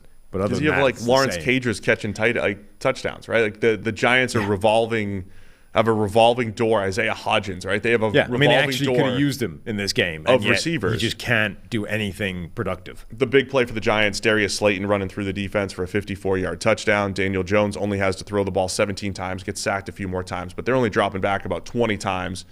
With Saquon Barkley taking the 35 carries for a $152, efficient run game for the Giants, and they were really good up front. Dexter Lawrence and Leonard Williams. Lawrence continues to play.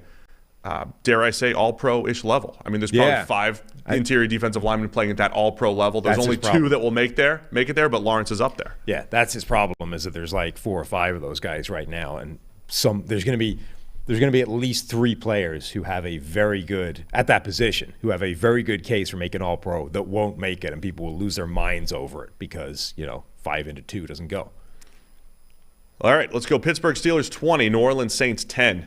Steelers move to 3-6. Saints fall to 3-7.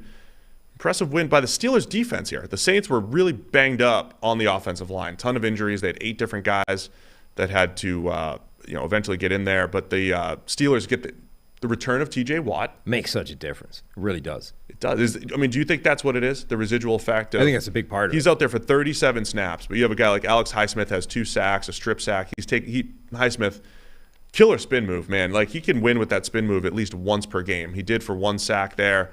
Also had a strip sack later against the backup Saints tackle.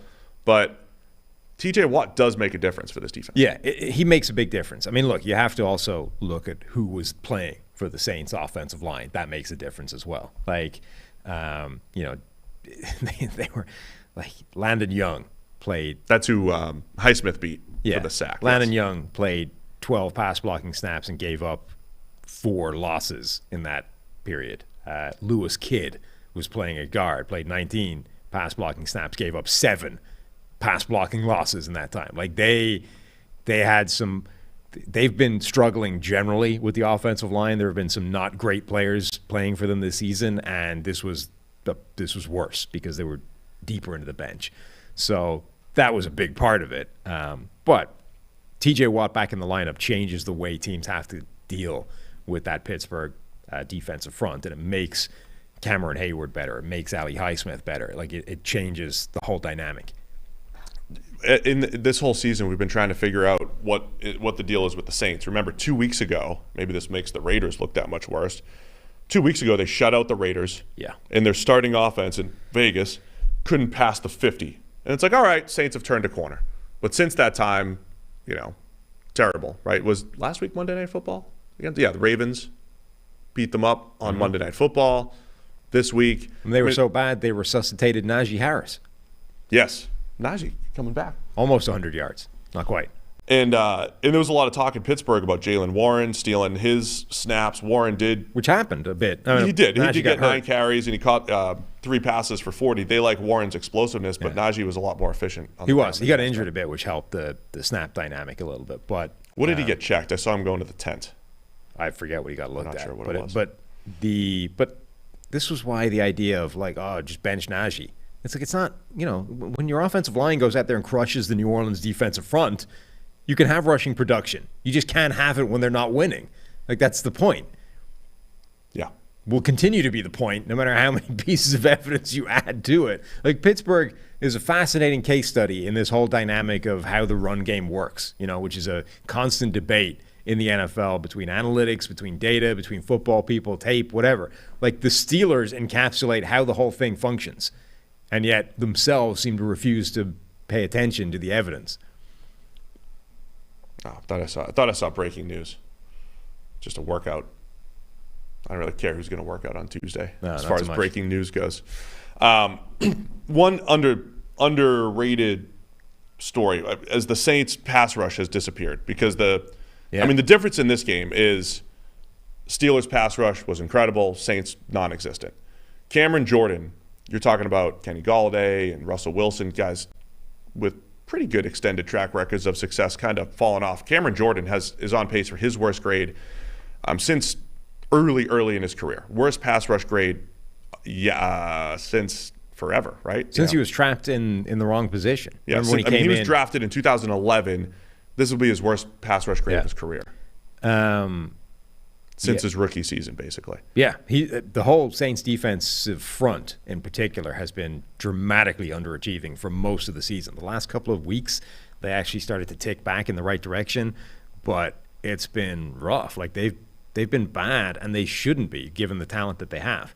Another thing that struck me in this game is, this sort of world we're living in at the moment where teams are struggling more and more against too high looks, cover two, like the things that kind of went out of the league because they were so easy to attack back in the day. Like Tampa 2 stopped being a base defense for people once people figured out where the holes were and the route concepts to attack them, and you just couldn't run it all the time because quarterbacks are too good, they carve you up.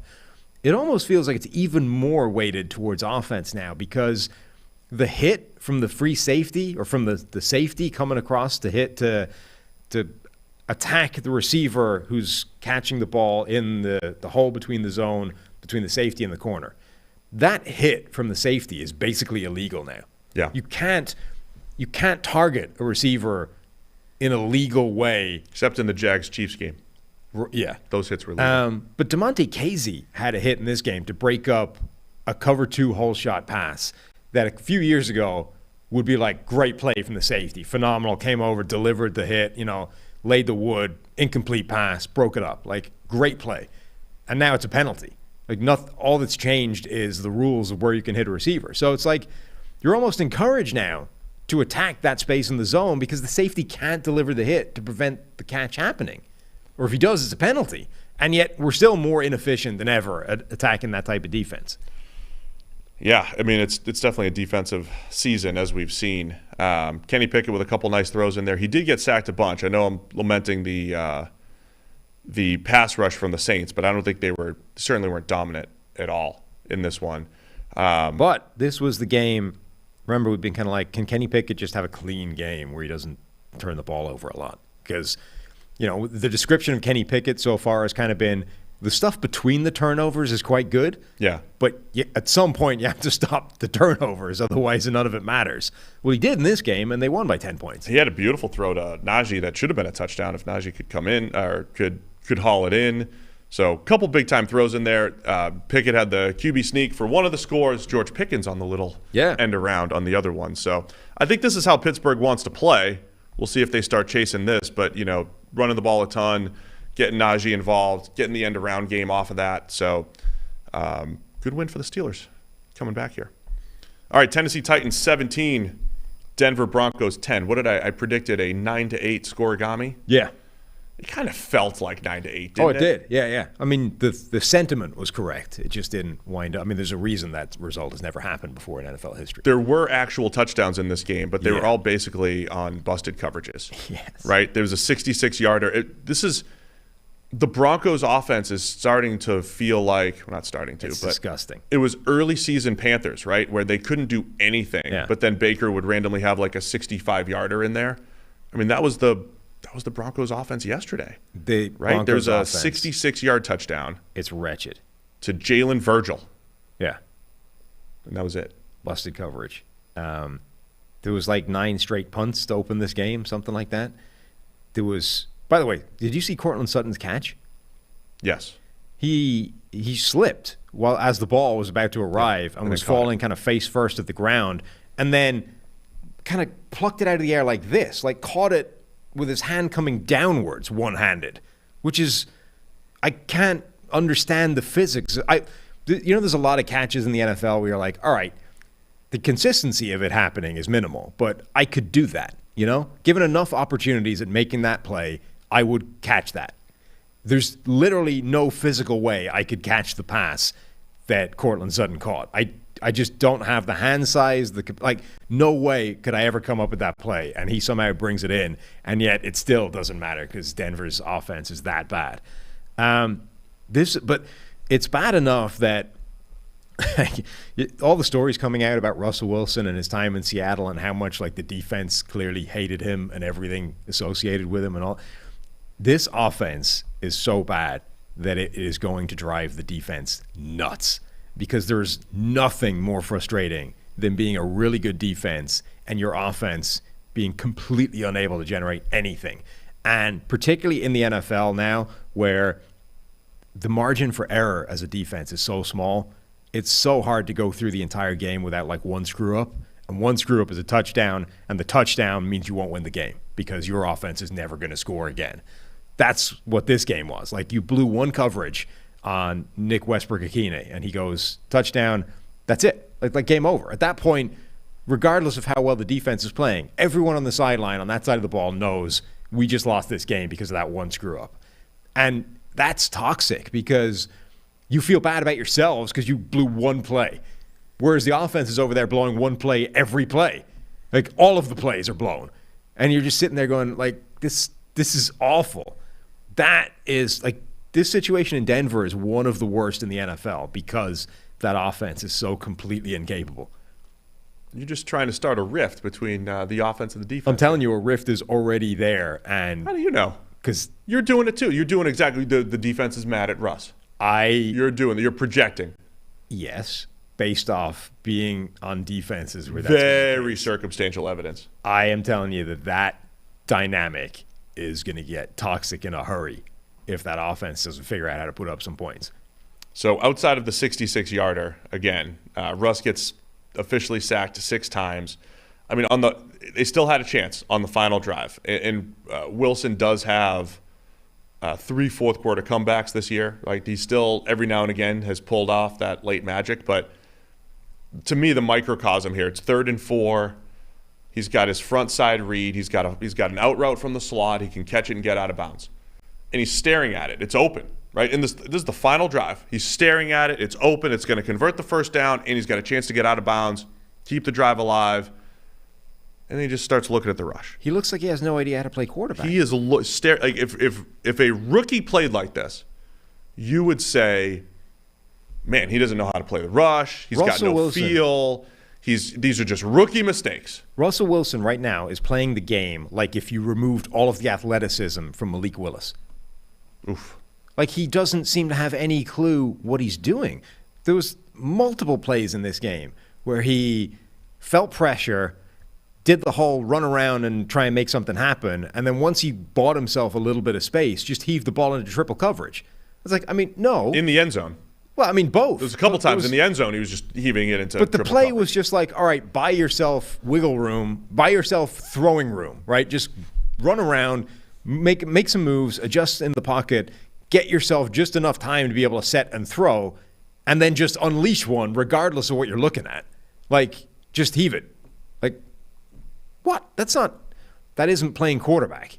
I mean, I don't know what that is, but that doesn't function at this level. And that's this particular play I'm highlighting. It's like in Seattle, he would do this sometimes too. This is why we said, and not to project backwards here, but this is why we said in Seattle, coaches didn't always trust him. You can't just run the 5-yard stuff because you don't know what he's going to do. You don't know if he's going to see it, if he's going to throw it. But he'd always But what you're describing is he'd always bail himself out with spectacular plays. Instead, he's bailing himself out with worse plays. Yeah.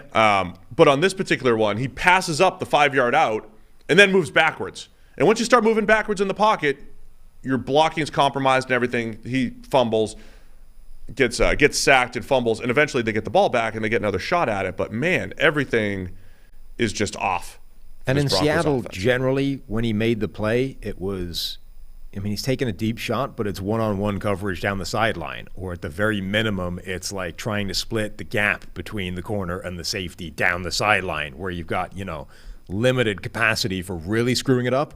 Here he's just throwing it like into the middle of the field into triple coverage. Like there's just no way those are going to come off. So this is such a desperate situation for Denver because it's broken, really broken. And the two most important problems on this team right now are the two most important positions /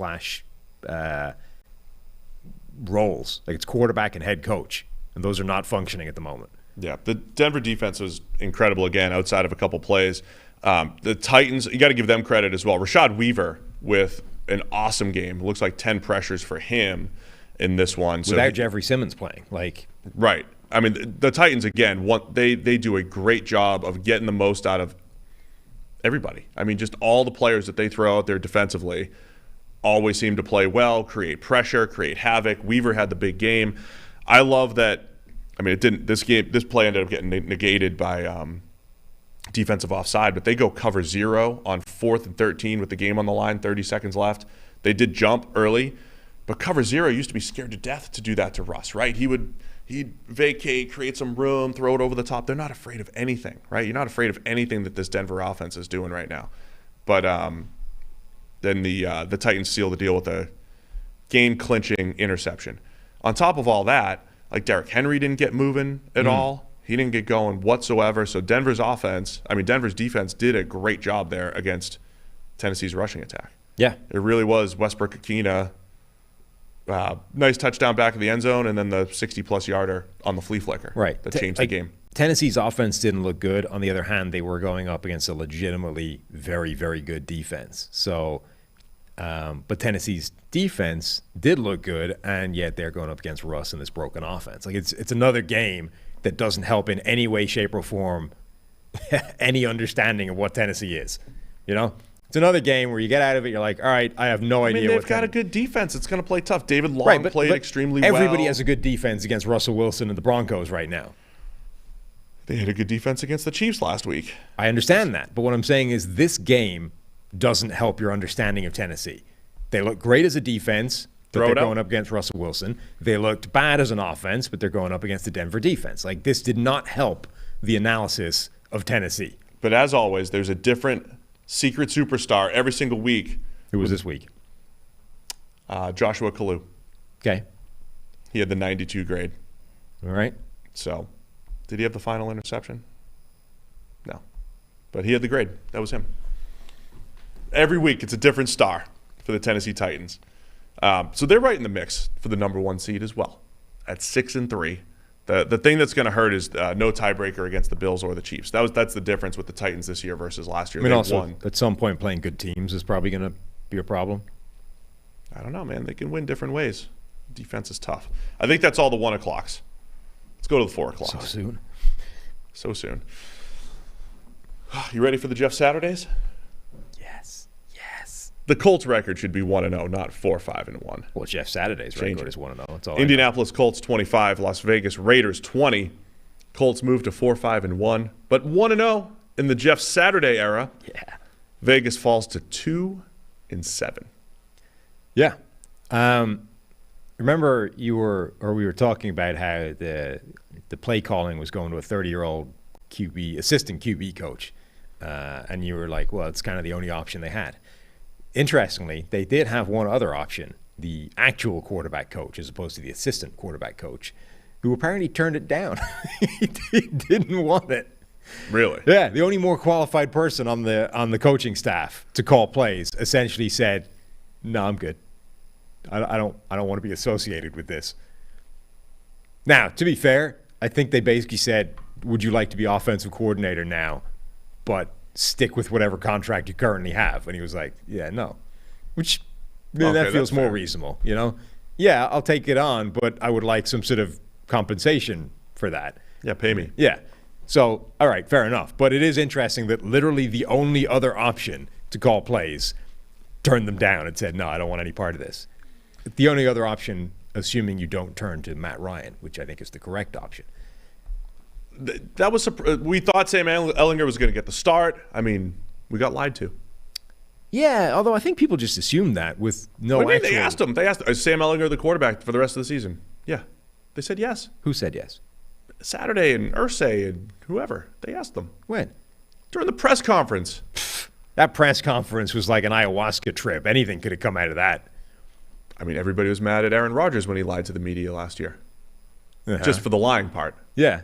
They were mad because you lied to us. You never lied to the media. You're not allowed to lie to the media. But I think it's different when it's Aaron Rodgers like manipulating, being consciously aware of what he's saying and specifically trying to manipulate it versus this press conference where, like, frankly, this was I don't really care. This was a bad trip from everybody. Like, anything could have been said in this press conference. It was the right move, right? As poor as Matt Ryan has looked throughout the season, he's your best option to win. He's your best option to give Jeff Saturday an opportunity to do his job. And Ryan was much better in this game. Everything about the Colts was actually much better offensively than it had been previously. I mean, the offensive line showed up for the first time this season, for the first time in a while anyway. Saturday fixed it. Saturday fixed it. All it took was a former Pro Bowl center in the building for a couple of days, and all of a sudden they remembered they're good.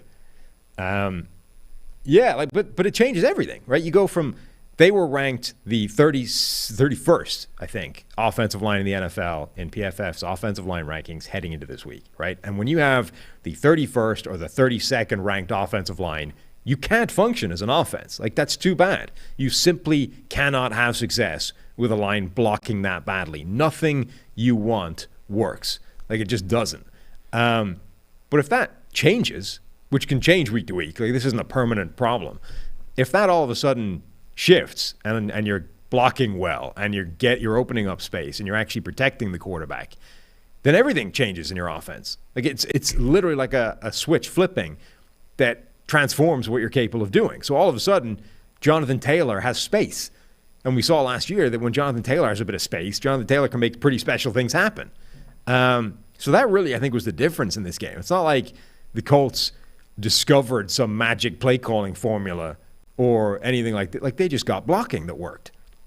Well, especially with Matt Ryan as the quarterback, he has no chance under pressure these days, right? Zero chance. So, like you're saying, like, Matt Ryan can still sit in a clean pocket and make a throw, right? He can still do all that stuff. But if he's under pressure 40% of his snaps, you've got no shot. So, like, Bernard Ryman didn't give up a pressure. Braden Smith gave up one pressure. Like, when all of a sudden your tackle tandem is giving up one pressure combined, that changes everything. Yeah, how much of that's the Raiders? Yeah, Max Crosby was going up against Braden Smith. Like, that's he's just been their only option right now. Sure, but still, shutting down Max Crosby is like a good achievement for that. No, it is. Line. It is. So, I mean, impressive by the Colts. They get up early. The Raiders end up coming back, and then Matt Ryan with a 39-yard gallop, and it was a gallop. It was galloping. Ran. He also he hit over 17 miles an hour, which I think just illustrates what an irrelevant number that is. Yes, Michael Lopez from NFL, he does Next Gen and all that stuff. He was trying to be like, for perspective, Michael Pittman only surpassed 17 miles an hour once in that game, and it's like, okay, that is because when you run 39 yards in a row, basically more than that because he started from behind the line of scrimmage, that's how you reach top speeds. Yeah. You need an opportunity. It's opportunity driven. It's like what would any random non-athlete hit in a straight line for 40 if Matt yards? Ryan's top speed over 40 yards, like if I send you out, what are you? That's what I'm saying. If I send you out right now into the street behind this building and say run 40 yards that way, what are you hitting? What are you maxing out at? I don't know. Is 15 reasonable? I don't know. All I'm saying is that having seen Matt Ryan run, I can't be that much lower than that. What would Brady hit? Brady wouldn't hit more than if Matt Ryan's 17, Brady's 16. It's not that much different. I'm just saying, and I'm 15. Like Matt Ryan. So Matt Ryan goes down at the end of this play, and it really, I think, was tackled by the weight of his own realization that his cut had just opened up 30 more yards of space. He was like, "No, I don't have that in me. I'm just hitting the deck. I'm done." He made a cut towards the sideline, took a DB out of the play, and all of a sudden, the field opened up in front of him. If that was Cordero Patterson or whatever, it's a touchdown. But it's Matt Ryan. He was like, "Oh no, I'm out. I'm done." I wouldn't cut back. And just kind of stumbled to the floor. So Vegas was up 20-19, and that sets the tone for the quick slant to Paris Campbell, who's really come on. Paris Campbell breakout season here with the quick slant that he takes to the house for 35 yards. Ends up being the game-winning touchdown. Raiders still had an opportunity to come back and win it. Derek Carr's final pass gets broken up by Stephon Gilmore, the game-winning pass breakup by Stephon Gilmore. Which is at least two of those in this season for Gilmore, right? He's had multiple Had one in the AFC Championship back in 2017. Yeah, but this year he's had, I think, multiple game-defining pass breakups. Did he have the one that led to a Mahomes game-ending interception in that game? Possibly. So, yeah, Colts win, man. They did it. They did. So impressive. Again, I don't know what you glean from a half season of Jeff Saturday as head coach, but you didn't have – I think the win is not looking like Nathaniel Hackett week one. Not looking completely overwhelmed. That easily could have happened. Oh, yeah. But it was a good job not doing that. On top of that, guys played hard. You got the offensive line was playing well. You got Jonathan Taylor going. You got Matt Ryan back in there playing pretty well. All of that stuff was very impressive for this week. Yeah, it's difficult to glean too much from this kind of game, but you're right. At the very minimum, we've seen him clear a bar of you didn't look overwhelmed and incompetent running your first real game of any description. He literally went from a high school sideline to this and looked fine. That's a win, right? The fact that you didn't just look like a bumbling idiot is absolutely a win for this scenario. So, kudos to the Colts, kudos to Jeff Saturday for figuring things out in this week and getting off the schneid.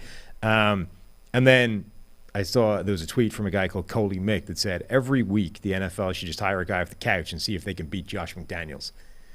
I'm in. I think that would be great. And the Josh McDaniels era is looking pretty miserable for the second team now. All right, we got to talk Raiders really quick here. Derek Carr at the podium after the game, very upset, mostly with himself. I mean, he was very emotional, feeling like he's letting down the coaching staff. He ends up with a 49 passing grade. Most of his yards, how many yards came after the catch here?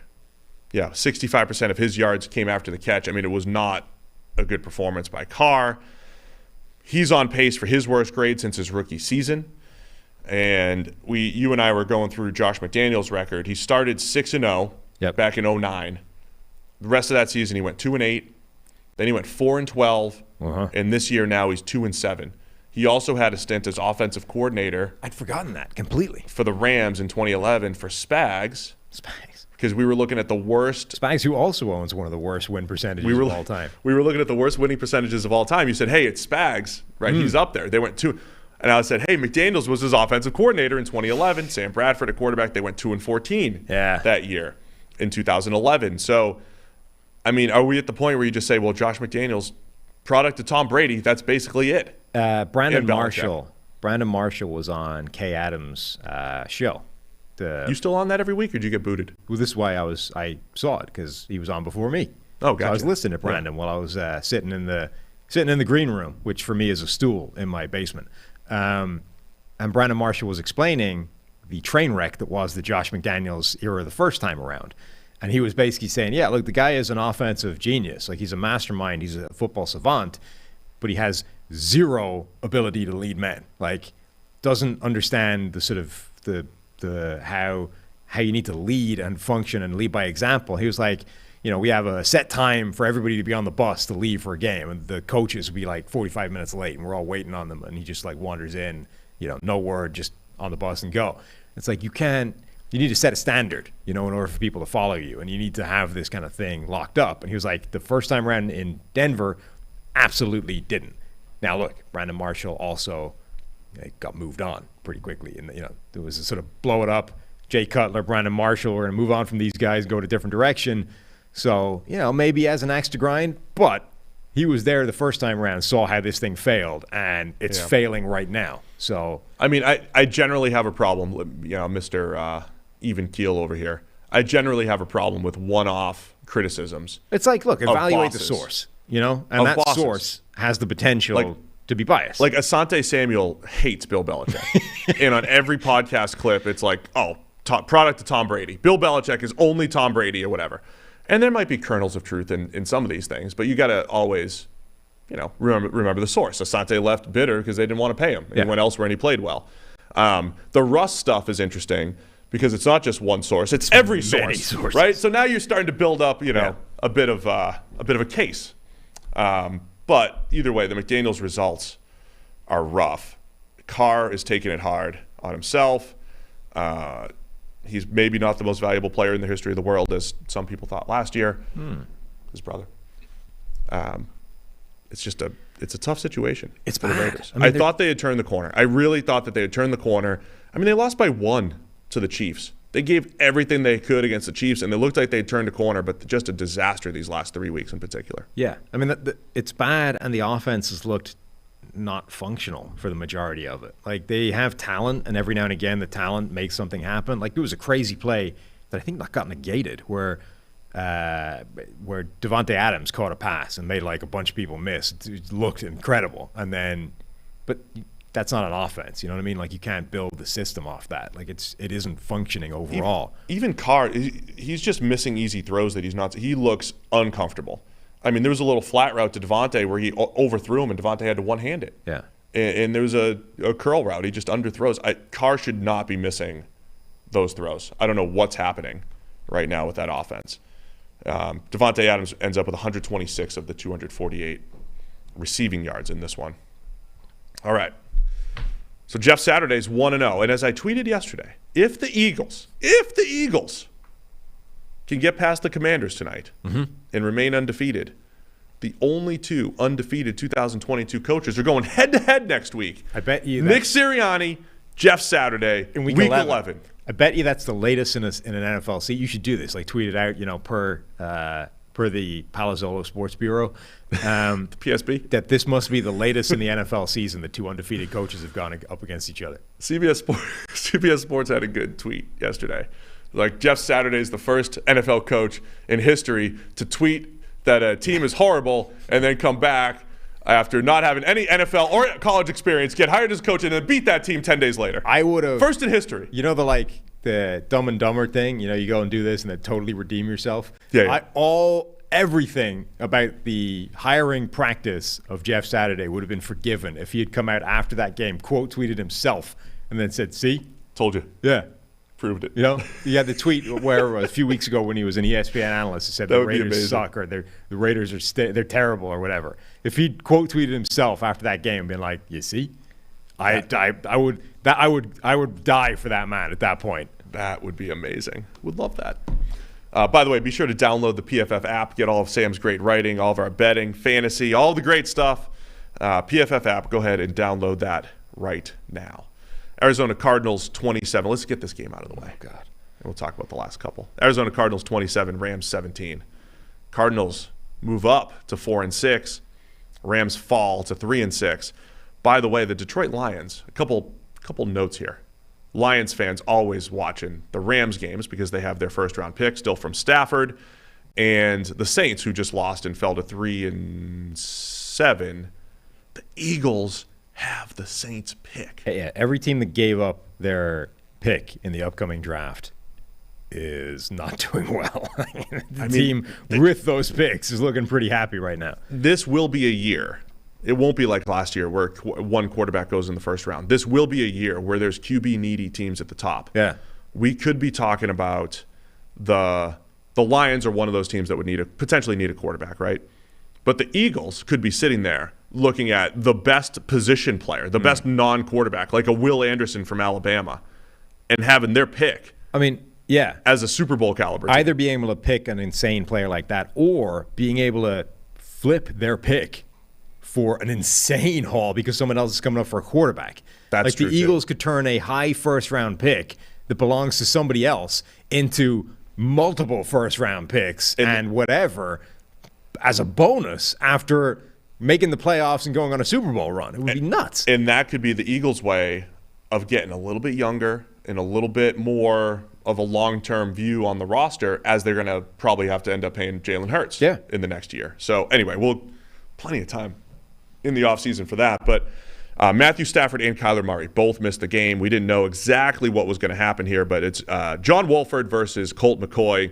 Colt McCoy wins in the battle of mediocre-armed NFL backups. And we came really close to getting Bryce Perkins against who the hell is the – Oh, Trace McSorley. Trace McSorley, yes. That's it. We came really close to getting a Trace McSorley-Bryce Perkins game.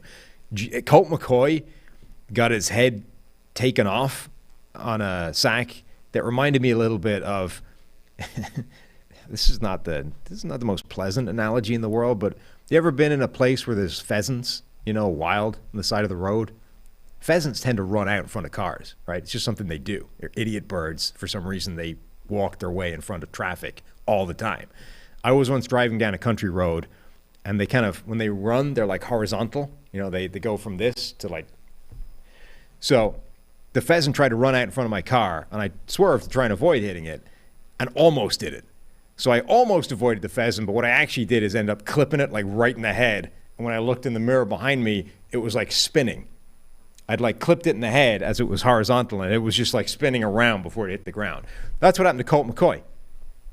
He was kind of horizontal trying to get out of some pressure, and then Leonard Floyd, I think, came by him and like hip checked him in the head, and he just like spun around to the floor. I was amazed that he didn't at least get pulled out of the game for a little bit. Hey, we're going to ask you some concussion questions, but he didn't, and he stayed in there, and we didn't get the Trace McSorley versus Bryce Perkins battle. Colt McCoy, pheasant. A little bit, yeah. Pheasant in front of traffic. Man, I like good analogy. That was good. We needed some color on this game because the game didn't provide any. It wasn't great. I mean, McCoy filled in last year for Kyler Murray. I think he went 2-1, and trying to look at his grades really quickly. He had 2 solid games, and then things fell up. Actually, he was terrible in one of the games that they won as well. But his first start last year, 74 passing grade. In this game, 73 passing grade. Like Colt McCoy, like any backup, right? You can come in and put together a solid game. And he did that. It was all Rondale Moore and DeAndre Hopkins. They had 192 of the passing yards, 192 out of 238 off the top of my head. This was one of those games where I didn't understand this line before the game. The Rams were favored by 3, right? Or was it more than that? The Rams were favored anyway, and it didn't make any sense to me. Was that all the way up till game time? I don't know what the line moved to, but I don't think at any point they deserved to be favored. It felt like, so Stafford was in concussion protocol. Granted, that started Tuesday, which is late to start the protocol, right? And that matters. Kyler had a hamstring. I'm thinking, okay, Stafford's going to bounce back from concussion protocol quicker. I was thinking Stafford would. It wound up as 3.5, so it didn't go crazy. The only point where this line would have made any sense is if there was a period in time where you were convinced Stafford was starting and Murray wasn't. Right. But I don't think that was ever the case.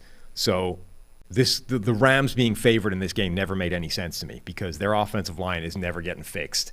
It's going to be a disaster for them constantly. The Cardinals have enough to cause problems there, and they actually have the chance that their offense can function once in the game. Yeah, Cardinals offensive line, they pass protected really well. The Rams had the same exact issues, right? It's Brian Allen, Coleman Shelton, Chandler Brewer, all those guys with below average pass blocking grades. So the Cardinals win up front. And Arizona got screwed, by the way, out of a fumble recovery touchdown. They did. They forced a fumble. J.J. Watt scooped it and was on his way to the end zone. And they blew the whistle and said, nope, it was an incomplete pass. And then reviewed it. It was clearly a fumble. So why did you blow the whistle? If you just leave it 6 seconds, he's in the end zone and it's going to get reviewed anyway. Yeah. I mean, John Wolford he didn't look great in this game. He'd shown flashes, former Wake Forest product. I know our old friend Zach Robinson, before he became the Rams quarterback coach, actually worked with Wolford during the offseason and all that stuff. Wolford was AAF legend. He had played well in the preseason and in limited backups. He took some playoff snaps. Just didn't have it in this one because Stafford's struggling in this offense, right? Wolford can't do anything. I mean, look, he was under pressure more than 50%, I think, of his dropbacks. Like, this is a problem not John Wolford's making. He was unable to do the distributing that Colt McCoy did to DeAndre Hopkins and Rondale Moore. And then to add insult to injury, Cooper Kupp, who, by the way, finishes with 3 catches for -1 yards, Cooper Kupp leaves again with an ankle injury. Again, I think negative as far as the X-rays go, but he's been battling. He was already dealing with an injury. Like, if you lose Cooper Kupp from this offense, he's the only thing that's working generally. Okay, it didn't happen this game, but like, this offense has been, we need to get the ball out of our hands immediately because the offensive line is garbage. Quick, fire it to Cooper Kupp and hope something happens. If he's not there, I mean, what have you got? We'll have a lot of Rams team building discussions again this offseason because we always know they're one of the most fascinating teams with not giving up all the draft picks, but the top round draft picks. They won the Super Bowl last year. It's an easier pill to swallow if you're a Rams fan or if you're a member of the Rams, right? It's like, we won our Super Bowl. We went for it and we won it. Are they starting to feel the residual effects of going for it, right? Giving up multiple day 2 picks for a Von Miller who's only there for the half-season run and all that stuff. You're starting to see the depth of this team challenge. The good news is they're only a year away from having a first-round pick again. It's true. They wanted to give up multiple for Brian Burns. Yeah. Reportedly. Man, Panthers should have taken all of those. Should have taken all of them. All right, Cardinals 27-17 win. Green Bay Packers 31, Dallas Cowboys 28. Packers with the overtime win against the Cowboys. Yes. What's the look? Somehow. Which we predicted on the show last week. Yeah. Tyler has a little video clip of us predicting exactly that. I say us, me. It's only just occurred to me. Are the Green Bay Packers the exploding whale this year? Packers are on this 5-game losing skid of decay. They've been washed up on the beach for 5 games now, just rotting away, and all it takes is one spark and suddenly the whole thing explodes and drill flesh. I'm just saying that could be this week. You got that right. There you go. Dead whale watch. The exploding whale happened. The whale exploded. It beat Dallas. Explain the analogy one more time. So, or did you just explain it there? Yeah, a little bit. The exploding whale, a whale washes up on the beach. It rots. It decomposes. And apparently that builds up a lot of fairly noxious and explosive gases. And those things can explode. Now, they explode more readily when people in Oregon decide to add dynamite to the equation to get rid of the whale. But the point being that when it explodes, the once great and majestic ocean-going beast leaves people covered in whale blubber, and has a tendency to one last destructive death blow on the way out, essentially. And that's what the Packers were. Like, this is a team that's supposed to be a great contender, is dying a death this season, but it's got one last piece of destruction in it, and that's what happened. They looked pretty beached after 3 quarters, too. Yeah.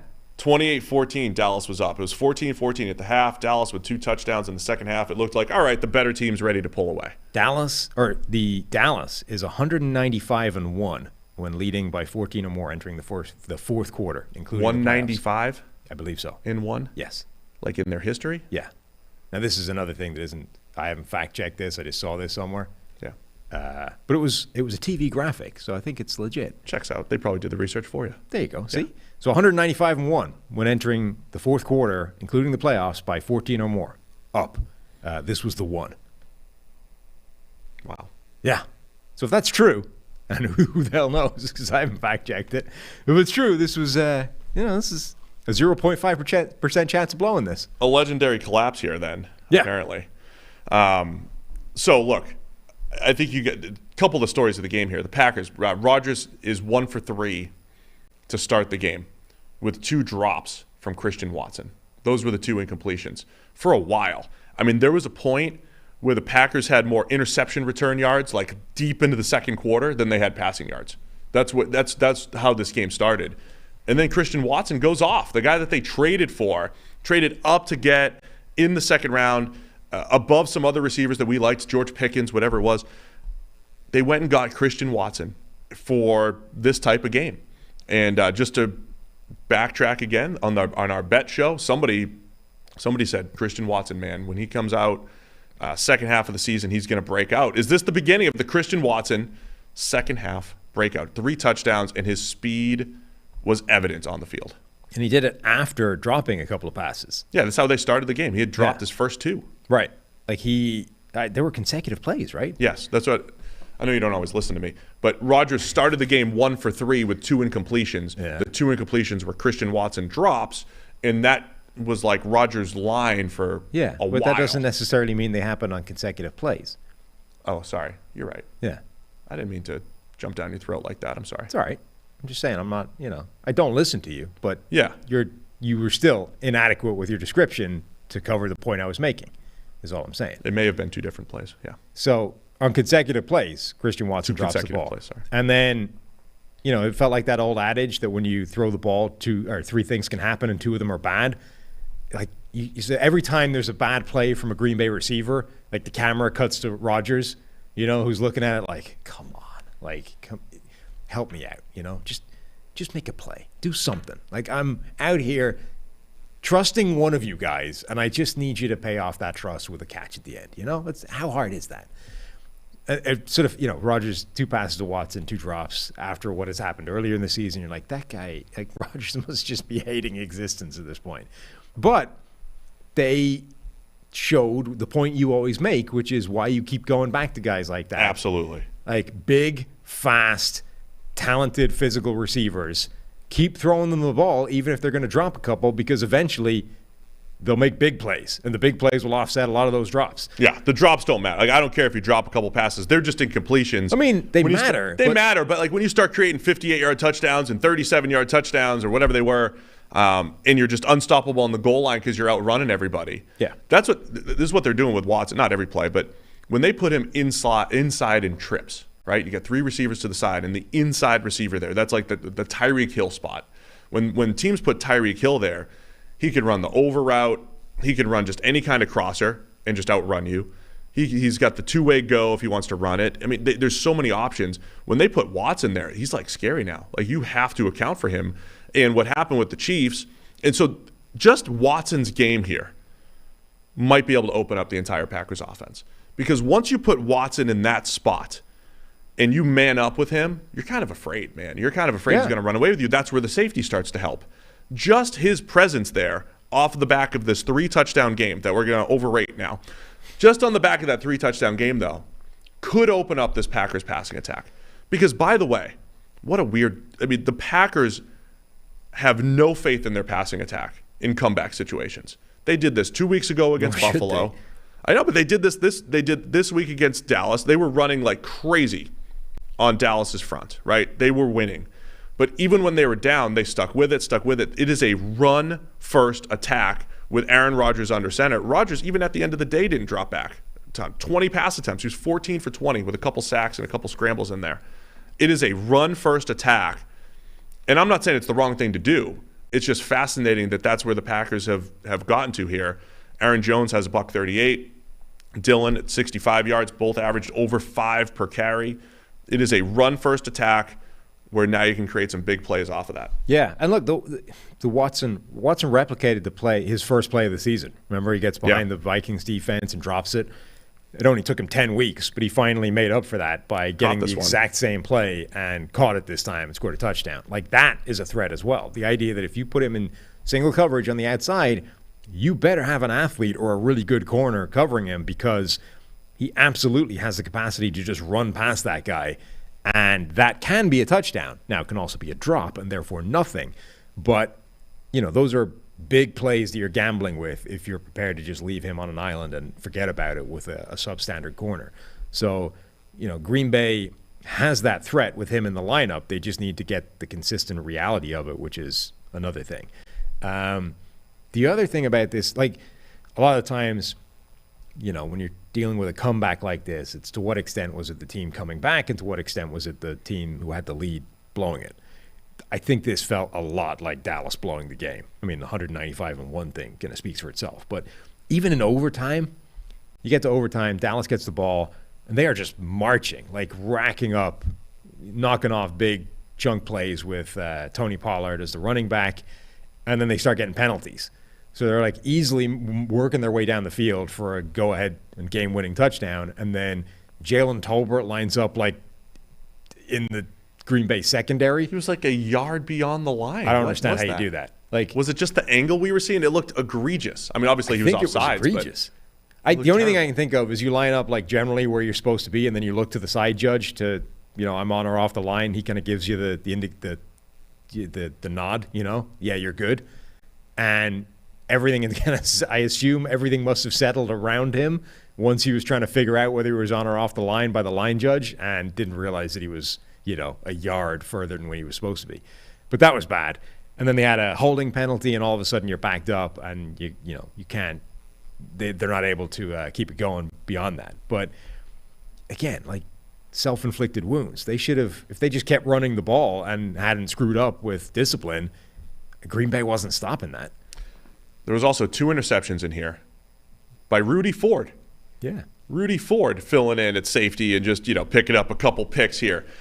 Both of which, I'm not absolving Dak completely, but he definitely was expecting different things. There was the first one, Dalton Schultz was supposed to, by the way, just want to reiterate, Greg Olsen is the best non-Chris Collinsworth color commentator in football. The best color commentator that we're not contractually obliged to praise. Correct. Like Chris is here, and then Olsen's like here, and then everybody else is way down here below the table. Right. Is that fair? So Chris is still like the best. If you remove conflict of interest and inherent company bias, then he's the best. Yeah.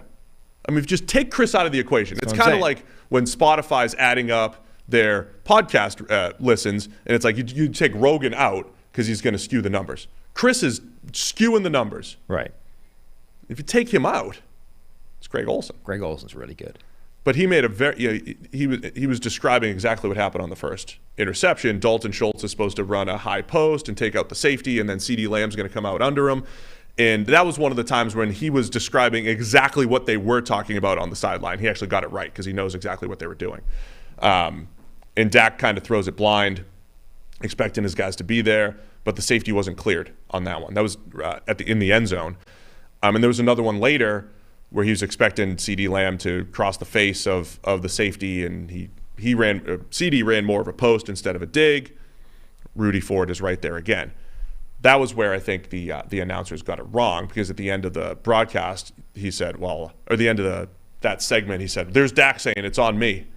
And it's like, you don't know what he's saying. You have no idea what he's saying. So don't project it. Anyway, 2 bad interceptions. Those cost the Cowboys. They still scored 28 points, but those plays, absolutely huge in this whole thing. Yeah. And they were early in the game. That wasn't part of the comeback. They were still scoring a lot of points despite that. Yeah, I mean, that absolutely didn't help. Multiple turnovers, and the first one rather was in a really critical situation. Like, that was to prevent Dallas going up 14-0 again when Green Bay hadn't been stopping that offense at all. It could have gotten out of control pretty early. It did feel like, CeeDee Lamb was spectacular, right? 150 yards, a couple scores. He was outstanding. Dalton Schultz got his with 6 catches for 54. Michael Gallup left the game with an injury for a little bit, ends up coming back.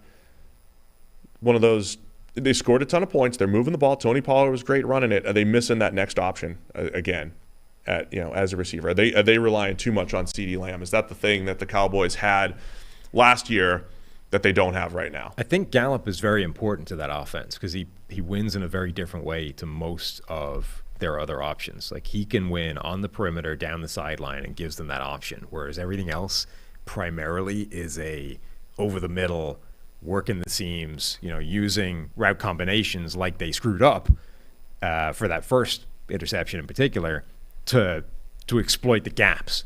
Whereas Gallup, you can just line him up and say, go win one-on-one on the outside. And that's an important, arrow to have in your bow, quiver, whatever. Huge game for the Packers. Good quiver. 4-6. They're saving their season. I mean, it kept them alive. Keeping them alive. But look, they got a quick turnaround with the Titans here on Thursday night. At least it's at home. And you got the Eagles. But I think I was impressed by the Packers. Coming into this week, the Vikings had the largest lead in a division for the last 20 years or something insane. That's crazy. 4.5 game lead over everybody. Yeah, over the division is the largest since 1991 or something crazy, or maybe the second largest since 91, but a monster lead at this point. So Packers are saving their season, moving to 4-6, and Dallas falls to 6-3, which is now third place in the NFC East, behind the Giants and, of course, behind the undefeated Eagles. Packers just straight up won up front as far as the run game goes. And Dallas they got a couple run stops here and there, but there was just too many times they're giving up 6, 8, 10 on the ground. I mean, they got gashed. But that's been hasn't this been Dallas's defensive front for the last 6 or 7 years? Yeah. Remember we talked about the Jets, didn't have an edge rusher for 10 straight years. Isn't that Dallas and their run defense and their interior defensive line? Yes. But they have been a lot better at it this year. The last couple of games, they've been giving up a lot on the ground. So this was I think they had figured things out a little bit better, and then the last few weeks they've been as bad as anybody. All right. Packers win. Exciting game. So Packers end up, as you mentioned, the Cowboys had the opportunity in overtime, end up punting it, right? Packers drive down, get into field goal range. Allen Lazard with the big slant. I forget who it was that fell down on defense for the Cowboys. Big slant on 3rd and 2, gets them into field goal range. And that was it. Packers, 17 unanswered to finish the game, 31-28. And then Sunday Night Football. San Francisco 49ers, 22. Los Angeles Chargers, 16. Really felt like the Chargers were moving the ball. Herbert was throwing the ball extremely well early. And we've talked a ton about that dude needs to throw the ball down the field and everything. They were doing it early. They were attacking early. Still ends up with 5.6 yards per attempt. And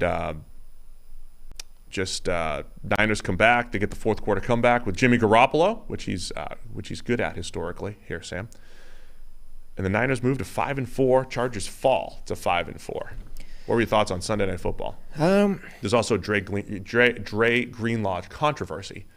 So he got ejected for the helmet-to-helmet hit on Justin Herbert, which was very debatable. Yeah, I think that was harsh, very harsh, in fact. It wasn't even – so rugby does this where you have counter specific plays where they debate, it goes to the TMO, the television match official, and they're essentially debating, is this a red card? Are you getting ejected? Is this a yellow? Are you getting sin bin for 10 minutes? Or is it nothing? Is it a penalty? Whatever. And one of the things they do is okay, where was the hit? Was it head-to-head? Yes. If it is head-to-head, is there any mitigating factor that takes it down from the ejection? Was he dragged into the contact that lowered the guy's body position, which kind of changes everything, right? That's what happened here, except there was no mitigation. The first bit of contact on Justin Herbert effectively dragged him downwards and lowered his head into the oncoming hit. At which point, that's, I think, a mitigating factor that should change the punishment, particularly as Greenlaw didn't just launch himself head down and spear his way in, at which point you'd be okay, that's careless and reckless enough that it doesn't matter what happened. He put himself in a position where anything he did was bad, right? Because he just launched himself head first. That's not what he did. So at that point, you have to look at what happened before the hit happened, which is he's aiming in the right place. He's coming in with the shoulder, not the head, and then Herbert just gets pulled down into it, so it becomes helmet to helmet. At that point, making it an ejection, I think, is a pretty egregious overreaction. I mean, especially in the same league, yesterday, the Andre Cisco hit happened. Yeah. Where it was that didn't even get a penalty. The problem with all of this is the inconsistency. and we've said this before, the problem is the inconsistency. When we go through our grading process here, it's very difficult to maintain consistency, but you have to work really hard at it, right? You go, hey, do I give this a +1 or a 0.5? Like, those are the ones we would debate. And you go and try to find similar +1s, right? Hey, we gave this throw a +1. We gave this throw a +1. They're similar. They're in the same ballpark. Let's go +1 because that's what it looks like these other ones, right? That's the trouble with the officiating stuff. Like, even if you gave Greenlaw the penalty, all right, but why did you go to the ejection? Yeah, I'm okay with the penalty. The ejection implies, intent. That implies you're trying to hurt people. Your intent is off. We got to get you out of here. That part's ridiculous. I'm fine with the penalty. I think you can have a sort of zero tolerance policy with the penalty part of it and say, look, if you make helmet-to-helmet contact, that's on you. It doesn't matter if there were mitigating factors and, a guy got dragged down into you, et cetera, et cetera. That shouldn't absolve you from the reality of what it is that took place. But I think it should absolve you from getting kicked out of the game because that changed, like there was something else outside of your control that changed what actually happened. So you can't say, well, this was an egregious play because it wasn't. It was a normal play that got made to have pretty egregious results by the fact that somebody else did something. So that should take it from your starting position of, we're about to eject this guy for a helmet-to-helmet hit to actually, when you look at it, he got unlucky because of this thing, so it's just a penalty. That's what should have happened, in my opinion. Was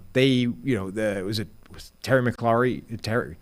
Terry McCauley is the rules analyst, right, for NBC. And he was on to the league office to find out what the deal was.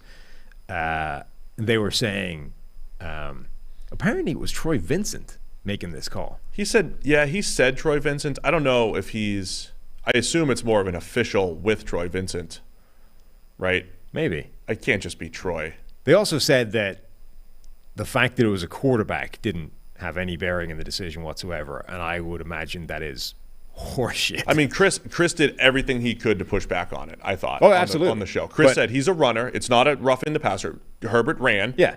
He's a runner. They said it's not the quarterback. I just don't believe for a second that if that's a running back, it's an ejection. I think if you substitute Justin Herbert for Austin Eckler and the same play gets made, Dre Greenlaw stays on the field. I'm just there's physics involved in this whole thing, right? You're going full speed, trying to hit somebody with your shoulder, and then they move and it becomes your helmet. That's not intent. That's the problem. Troy Vincent, if he's making this call, should understand how fast the football game happens. Only for an ejection, though. I don't think that should absolve you from penalties, which is an argument people make. That's not a penalty. How can you expect him to adjust last set? You don't. But what you're saying is you have to actually live with the consequences of what happened. So it's still a penalty. The fact that the guy moved at the last second doesn't change that you have a responsibility to not make that hit. What it does do is change the severity of the play and the intent and stop you getting ejected, or should, but didn't. So the Chargers at one point had 3 defensive linemen left. Elijah Mitchell, far more effective than Christian McCaffrey on the ground. Elijah Mitchell running all over this Chargers defense. They were just outmanned up front. In the end, the Niners are up 3. The Chargers they're on their own 8. They go for it on 4th and 3 with a minute 22 left. Herbert throws incomplete. Niners are immediately in field goal range. They kick another field goal to go up 6. I thought the go for it decision was fine because you're expecting, hey, we'll be down 6. We'll have one more shot at it if you're the Chargers. This is what we saw last week from Brady and the Bucs, right? 53 seconds. You need a touchdown with no timeouts left. It's not probable, but it's not impossible. First pass, Justin Herbert has his arm hit by Charles Omenihu, pops up, and of course Hufanga always there for the key play, gets the interception to end the game. So Niners win 22-16. Good comeback from them.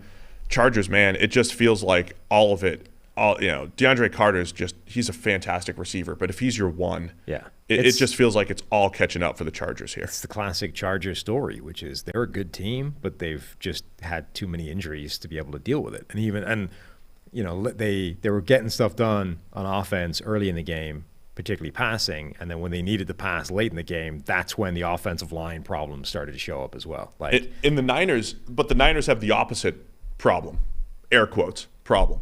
Like they didn't even need George Kittle had one catch. Yeah. Deebo Samuel had a couple carries, a couple catches. Brandon Ayuk was their best playmaker. Outside of a fumble, Brandon Ayuk was their best playmaker in this game. And Elijah, yeah, but I'm saying he was getting open and creating plays. Yeah. I don't care about drops. Drops are just because the result, look. I mean, the drop in the end zone seems like quite a. I know it's a significant play. I get it. I'm just saying he was their best playmaker outside They still have the problem that they've had in previous years, which is they're not able to do what Miami is able to do of having all their offensive weapons fire at the same time. And as much as, okay, they won this game, sure, but if they'd done what if they were able to capture the alchemy that Mike McDaniel and that Miami offense has and have their collection of elite playmakers all crushing it in the same game, they would be out of sight. Like the Chargers wouldn't have anything to stop that, and that they're not able to. So it has to be more determined and grind it out and just kind of get these things over the line. But the point I was making before, like the Chargers just, when they really needed it, that's when, Foster, Sorrell at right tackle, it's like, you might be better than Storm Norton, but you're still not great, And that's a problem eventually because you're going to lose to Nick Bosa, and that's on a play where we really need the clean pocket, and that causes the collapse. Like substandard pass blocking grades from Zion Johnson, the rookie, from Foster Sorrell at right tackle, and they were showing up in critical times, and then obviously the receiving group that they had. Like they just, it's a classic Chargers tale, which is this is a really talented team. They should and could be a real contender, but only if they're healthy. And we want Herbert to throw the ball down the field. He hits Trey McKitty up the seam, who drops it. I mean, a lot of things going wrong for the Chargers in this one, including they couldn't get the run game going at all, but including just all the injuries, like we said, catching up. Still covered, though. That's the important thing, at least for my picks. Can't believe I didn't take the Chargers to cover the 7. Yeah, that was silly. 1, 2, 3, 4 wins for you this week. It's not great. Hey, let's wrap it up. That's our Week 10 NFL review. Enjoy Monday Night Football, Eagles and Commanders. Like we said, we're setting up for Sirianni Saturday next Sunday. Sirianni Saturday on Sunday next week. Battle of the undefeated coaches. Mm-hmm. Could happen. I mean, all right. Alternatively, Jeff Saturday could be the only undefeated coach in the NFL by next. That's the other thing that could happen. Be sure to download that PFF app, all the great stuff. Like we mentioned, all of the if you're a subscriber to PFF Plus, get to see all the betting suggestions, all of our fantasy insight. It's all there on the PFF app. Smash the thumbs up button if you want, just if you want, on the way out. Thanks to everybody for tuning in. We'll be back on Wednesday with our midweek PFF NFL podcast.